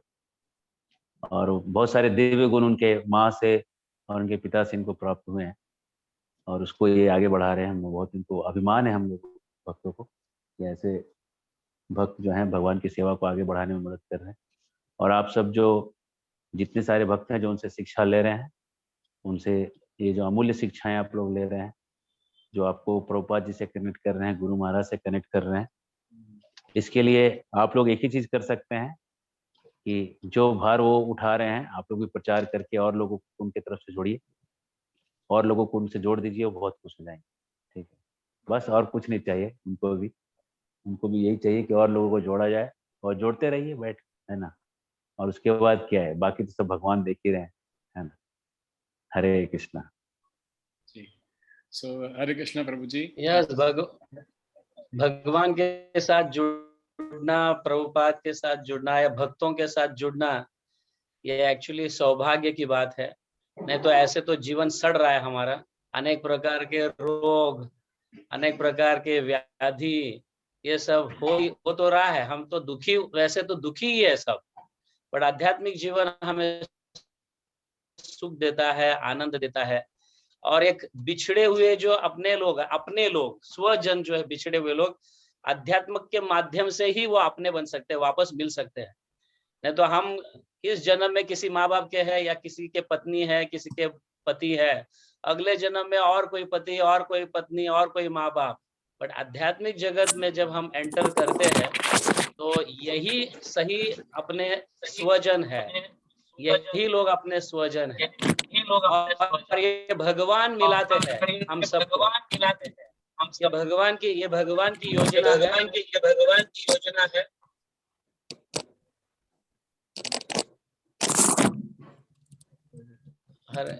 ये भगवान की योजना है, इसीलिए भगवान हम सभी को मिलाते हैं। ये ध्यान में रखिए कि ये हमारा सौभाग्य है कि हम भगवान की तरफ मुंह मोड़ लिए हैं, भगवान की तरफ देख रहे हैं, इसलिए हमें आध्यात्मिक संग मिल रहा है, साधुओं का, भक्तों का संग मिल रहा है हमको। ध्यान में रखिए। Tarun Shyam Prabhu, can you unmute mute Neerja Mata ji? Ji Prabhu ji. Yes Prabhu जी। तो ये ध्यान में रखिए कि आप अध्यात्म में उन्नति करने का प्रयास करिए।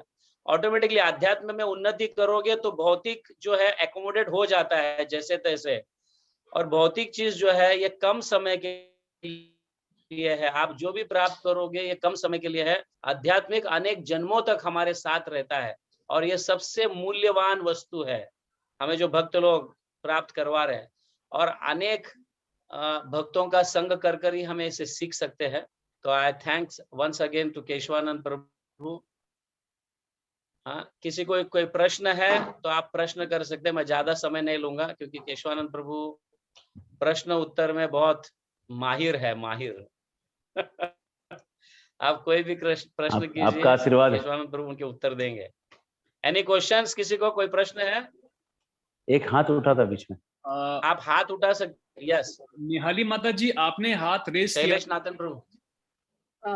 जी प्रभु जी, हरे कृष्ण प्रभु जी, दंडवत प्रणाम। हरे Krishna. First of all, thank you so much for amazing lecture. It was really eye-opening for प्रभु जी। मेरा क्वेश्चन ये है कि हम बहुत बार मतलब कि ये सब स्टोरी सुनते हैं, राम कथा सुनते हैं, या तो चैंटिंग करते हैं, प्रभुपाद के लेक्चर सुनते हैं, तो पिताजी के गुण अपनाने का ट्राई करते हैं। बट अभी के जमाने में, अभी के कलयुग में हमको कभी कभी प्रैक्टिकल अप्रोच भी लेना पड़ता है। तो उस टाइम पे कंफ्यूजन होता है कि हम वो गुण अपना के वैसे लाइफ जीने का प्रयास करते हैं हो सके उतना, बट कभी कभी वो प्रैक्टिकल डिसीजन लेने पड़ते हैं, प्रैक्टिकल अप्रोच अपनाना पड़ता है, तो कंफ्यूजन होता है क्या करे क्या ना करे, तो क्या करना चाहिए ऐसे केस में? जब पति अगर पतित हो गया, एक बार एक भक्त है, मेरे काउंसिल था, तो उसकी बहन की शादी, मैंने कहा था कि कोई भक्त से करो, कम से कम कोई चरित्रवान व्यक्ति से करो, मेरा ही कहने का। तो उनके पिताजी थे ब्राह्मण, तो उन्होंने दिल्ली में किसी लड़के से कराया जो भक्त नहीं था। अब ये भाई जो है उसका मिलने गया, ये NIT कॉलेज से टॉपर था, मिलने गया उसको, दिल्ली में गया मिलने के लिए। जब मिलने गए तो बेचारी बहन जो थी एकदम बिलख बिलख के रोने लगी, फुट फुट के रोने लगी। तो भाई पूछा क्या हुआ बहन बताओ? तो कह रही है कि ये जो लड़का है ब्राह्मण, ये मुझे दारू पिलाता है, जबरदस्ती पीने को लगाता है, नहीं पिए तो मारता है, और इसकी एक गर्लफ्रेंड भी है और वो मुझे धमकी देती है, और मेरी जो सास है वो मेरे साथ है, लड़की की जो सास है लड़के के साथ, लड़की की जो सास है लड़की के साथ। वो चाहती है कि लड़का अपने पत्नी के साथ रहे, मतलब बहू के साथ रहे, लेकिन सास और ननद और ये बहू तीनों का घर में चलता ही नहीं। ये सास बहू का कोई प्रॉब्लम नहीं है, दोनों चाहती हैं कि बहू जो है सक्सेसफुल हो, लेकिन लड़का और उसकी जो गर्लफ्रेंड है वो मिलके उसके जिंदगी को नरक बनाएगा। अब मेरा सवाल ये है, यही आपका सवाल है बेसिक, आप ऐसे ही कुछ सवाल कर रहे हैं कि अगर पति इस तरह का नालायक है तो क्या किया जाए? फॉलो करने की जरूरत नहीं है, हालांकि पति को छोड़ना भी नहीं चाहिए, फॉलो करने की जरूरत मतलब उसका शराब पीने की जरूरत नहीं है, क्योंकि समाज में कोई क्षत्रिय नहीं है तो आप जाके कंप्लेन किसको करिए? क्षत्रिय होता ना तो जाके बजाता था बराबर, जो पत्नी को शराब पिला रहा है। एक उसको भय ही नहीं है, किसी का भय ही नहीं रह गया समाज में। इसलिए समाज की दुर्व्यवस्था है माताएं, जिस दिन प्रभुपाद की इच्छा पूरी होगी, क्षत्रियों का निर्माण होगा, उस दिन सारी स्त्रियां सुखी होकर खुश होकर घूम सकेंगी। अभी हमारे पास ऐसी कोई व्यवस्था नहीं है समाज में जिसमें कि 5 चीजों की रक्षा हो सके, जिसमें एक है स्त्रियों का जो शोषण हो रहा है घरेलू स्तर पे, सामाजिक स्तर पे, बहुत ही दुर्व्यवस्था है, सोचनीय है और बहुत चिंतनीय है। बेचारी घर में बैठ के बच्चों को बड़ा कर रही है, उसके लिए कोई व्यवस्था नहीं। शराब की फैक्ट्रियां लग रही है दुनिया में और अलग अलग चीजें हो रही है, लेकिन जो स्त्री जो आधा भाग है समाज की, उसके ऊपर चिंता करने वाला कोई नहीं, कोई राजा नहीं जो उसके बारे में सोच रहा है। और वो बेचारी बच्चों को बड़ा करे, कहीं अगर मान लो पति उसका शराबी है तो जाके समाज बाहर से सामान खरीद के लाए तो उसके ऊपर चरित्र का लांछन लग जाए। किस किस से बचेगी, क्या क्या करेगी, सब करके। अभी हजारी में हम एक कथा करते थे पिछले हफ्ते, राम कथा 5 दिन पे, तो एक माता जी आई, बोली कि चलिए हमारे घर में, उनके बच्चे बड़े बड़े, तो बताने लगे एकदम पूरा मतलब पूरा अपना जीवन बताने लगी कि उसका पति जो है शादी उसका पति गुजर, उसके बाद उसने कैसे बच्चों को बड़ा किया, ये स्टोरी बता रही, क्या क्या हुआ उनके साथ। दुख हुआ बहुत सुन के। एक स्त्री को अगर इस तरह का समाज सपोर्ट नहीं कर सकता है, उसके पति के भाई ही चाह रहे हैं कि उसका संपत्ति छीन ले, अब वो स्त्री कैसे पालेगी, है ना? इस तरह से समाज में ये दुर्व्यवस्था है।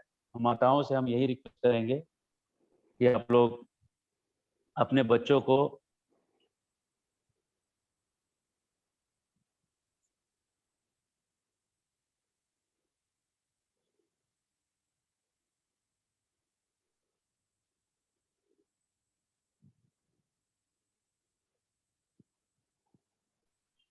हरे कृष्णा। प्रभु जी आपका आवाज नहीं आ रहा है।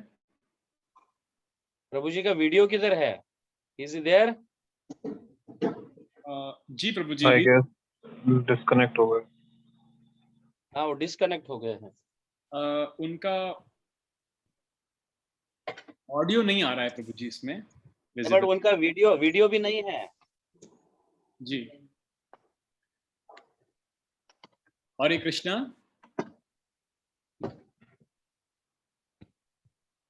Charity starts from home. ये जानते हो ना ये कहावत, चैरिटी स्टार्ट्स फ्रॉम होम। तो आप अपने बच्चों को माता और पिता दोनों के, यस केशवानंद प्रभु आ गए, जी जी जी। So let him speak then I. तो आप नहीं थे इसलिए मैं थोड़ा कुछ बोल रहा था। यस आप केशवानंद प्रभु को ये कर दो, अनम्यूट कर दो। आप वही कह रहे जो मैं कह रहा था, लेकिन मैं फिर भी कह देता हूँ। माताओं को चाहिए कि बच्चों को शिवाजी, महाराणा प्रताप, ये सब वीरों की कहानियां सुनाएं, छत्रपति महाराज, अर्जुन, इन वीरों की कहानियां सुनाएं।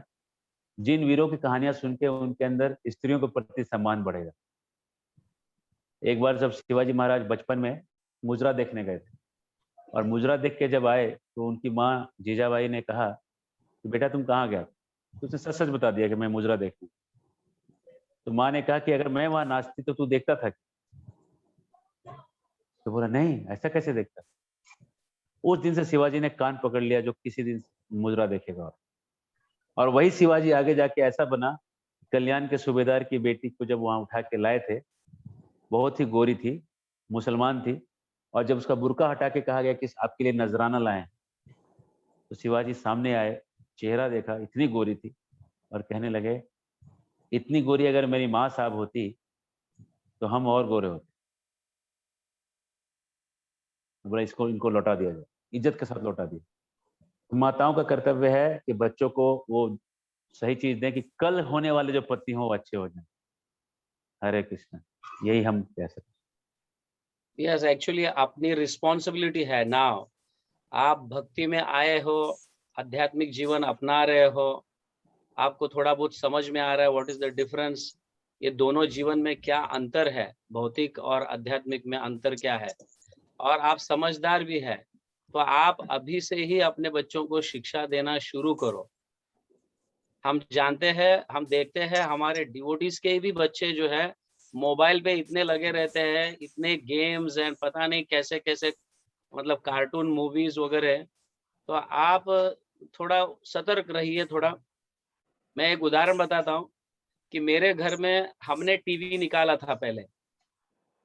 कई भक्त लोग कह रहे थे अरे मुरली प्रभु तू तो भक्ति इतने सालों से भक्ति करते हो, तुम्हारे घर पे टीवी है, और ये मतलब ऐसे 10-12 भक्तों का सुनकर मैंने टीवी को बाहर फेंक दिया था।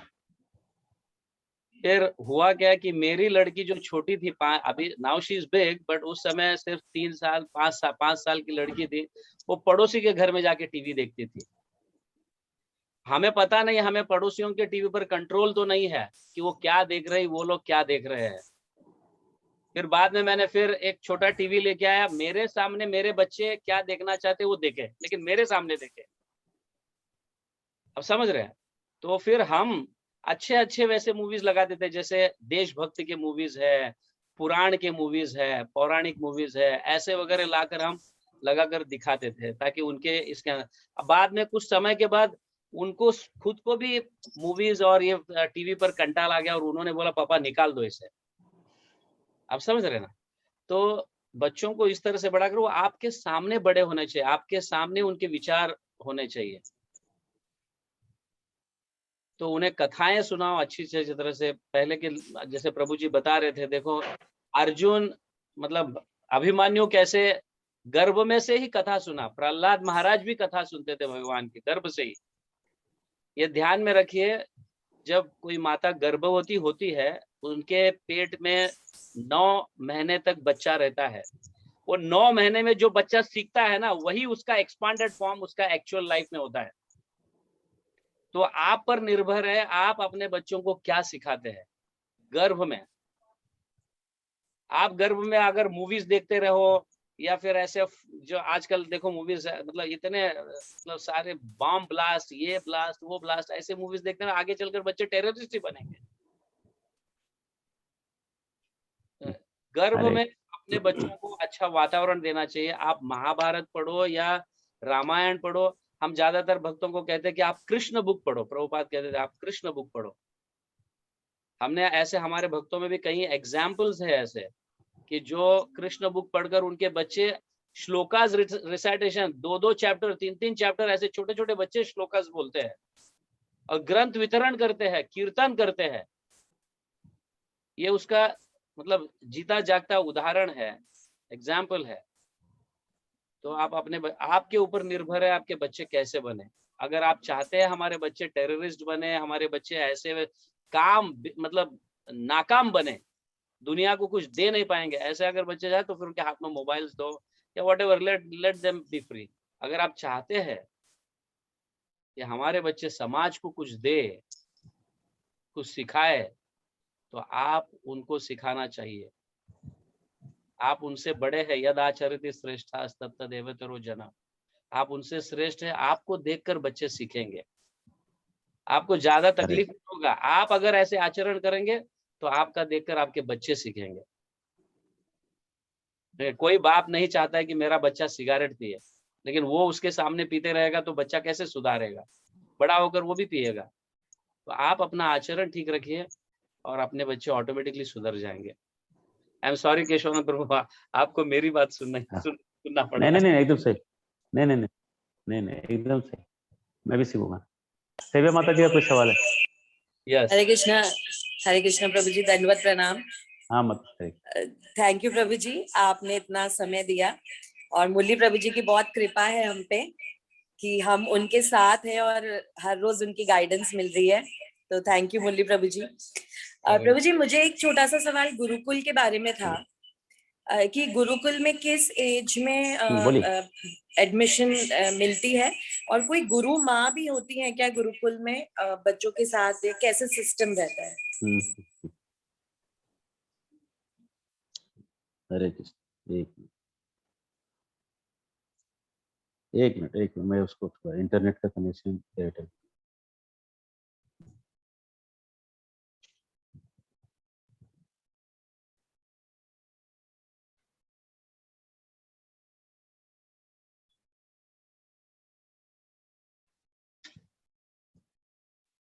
श्याम प्रो, मेरी आवाज आ रही है?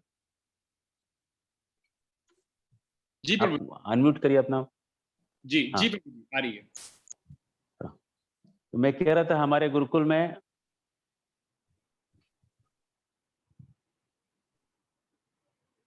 केशवानंद प्रभु, आपका इंटरनेट थोड़ा ये है।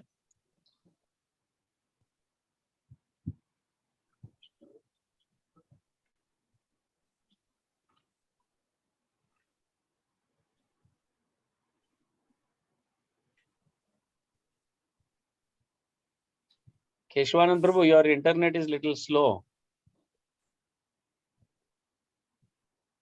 8 साल का बच्चा हमारे यहाँ होना चाहिए और कम से कम 7 साल तक हम लेते हैं। 5 साल 6 साल भी हम पहले लेते थे, लेकिन बच्चे इतने छोटे होते हैं कि डांटने से भी वो सुनते नहीं हैं और हंसते रहते हैं।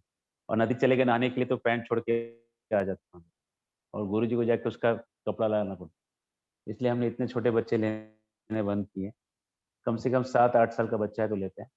और उसके बाद हमारे यहाँ गुरु माँ का जो कॉन्सेप्ट है ये है कि गुरु माँ तो चाहिए, इसलिए हमने क्या किया है, जो कपल्स हैं जो यहाँ पे रहते हैं, जो टीचर्स हैं, जो कपल्स वो लोग रहते हैं, वो माता जी माँ के जैसे बच्चों को केयर करती हैं। और कोई माता जी लोग जो आती हैं हमारे गेस्ट, वो लोग यहाँ पे कोई 15 दिन, कोई रह गया, कोई महीने भर रह गया, तो बच्चों को एकदम बच्चे जैसा वो खाना वाना बना के खिलाती हैं। इसलिए हम यहाँ पे माता जी लोग को अलाउड करते हैं, लेकिन प्रीफर करते हैं कि वो मैरिड माता जी हों और वो अपने पति के साथ हैं, तो फिर वो सेवा दे सकते ऐसे। हरे कृष्ण।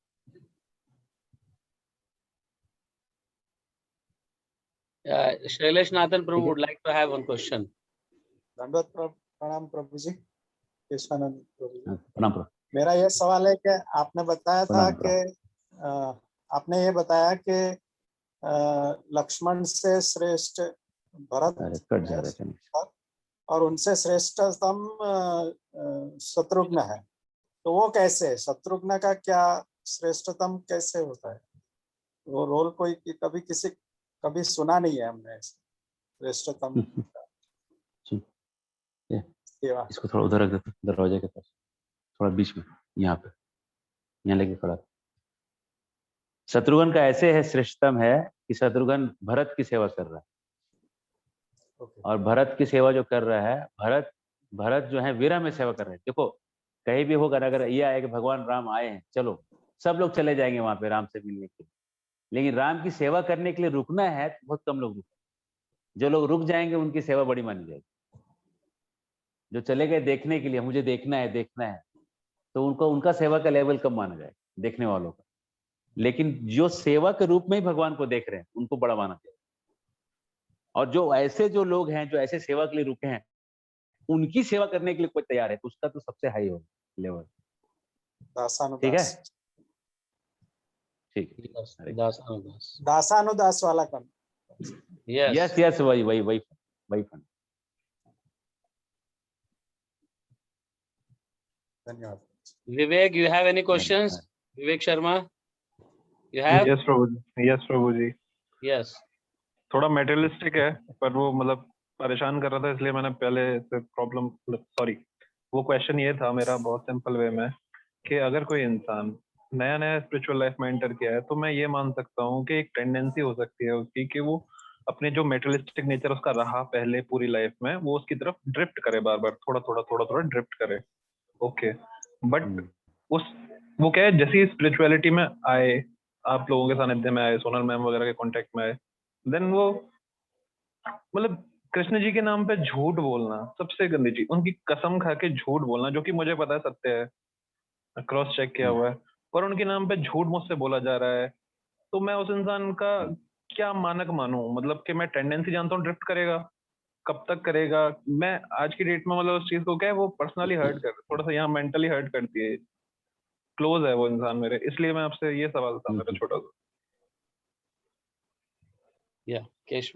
बहुत अच्छा सवाल है, बहुत अच्छा सवाल, बहुत ही अच्छा सवाल है। अब मैं आपको एक चीज में बोलूंगा, झूठ भी 2 लेवल का होता है। एक झूठ होता है जो आप कह रहे हैं, और एक झूठ जो है जो मैं आपको बताऊंगा। ये संसार सच है कि झूठ है?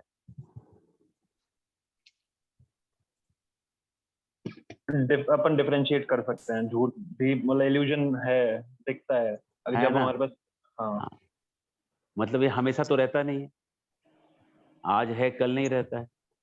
तो जो झूठ आप बोल रहे हो ना, उससे बड़ा झूठ है इस अनित्य संसार को सत नित्य मानना। ये सबसे बड़ा झूठ है संसार। अब जिस भी व्यक्ति के बारे में आप बात कर रहे हो, उसने इतना तो समझ लिया है कि संसार जो है वो झूठ है, और उसके अंदर जो उसकी जो खुद की जो लोअर टेंडेंसी है झूठ बोलने की, वो गई नहीं। वो मैं मान रहा हूँ कि वो उसके जो झूठ बोलने की टेंडेंसी है, भगवान पे पहले बीबी पे कसम खाता होगा, अपने पे कसम खाता होगा, आज वो भगवान पे ही कसम खा रहा है।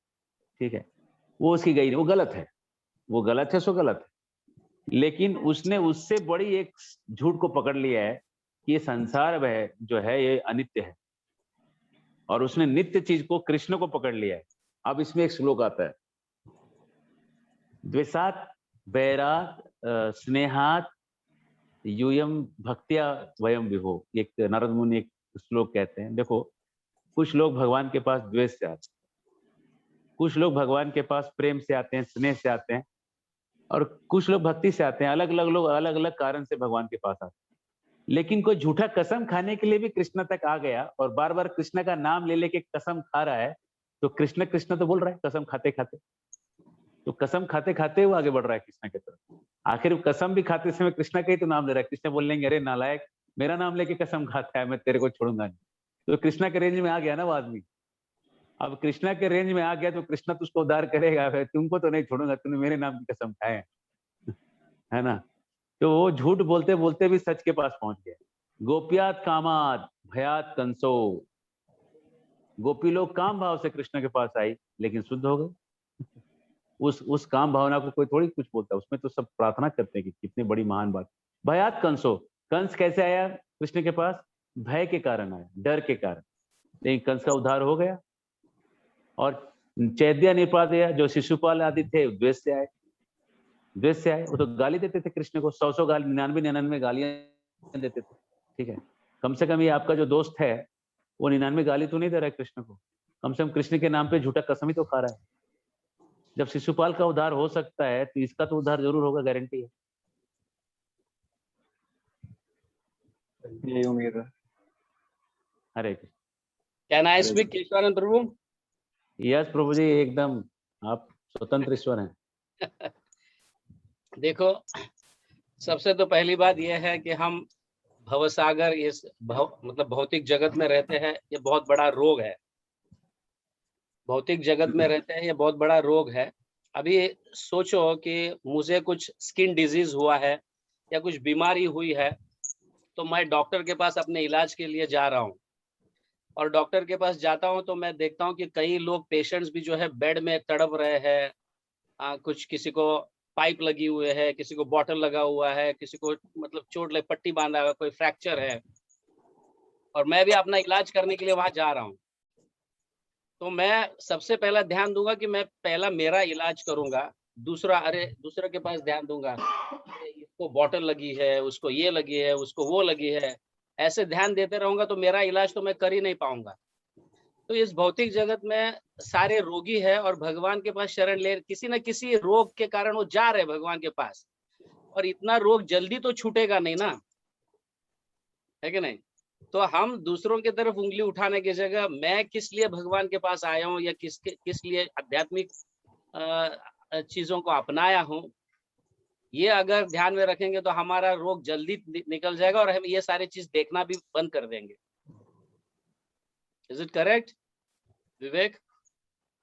जी प्रभु जी, करेक्ट है। मैं उस सामने वाले पे उंगली नहीं उठा रहा था, बस उस जो चीज उसने इस्तेमाल की वो मेरे दिमाग में मेंटल टर्मोइल क्रिएट कर रही थी, बस और कुछ नहीं था मेरा। मैं उसके ऊपर सवाल नहीं उठा रहा था। नहीं किसी पर भी नहीं, बट फैन जो है ना, फैन जो है तुरंत बंद करने के बाद जल्दी बंद नहीं होता है, तो उसको टाइम लगता है फैन बंद होने के लिए।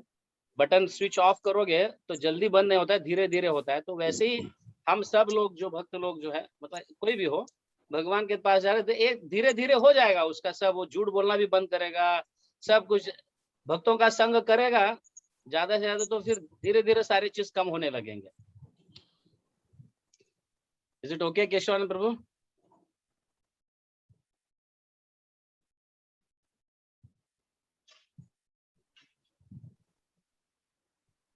ओके और किसी को कोई प्रश्न है? Any questions for Keshavanand Prabhu?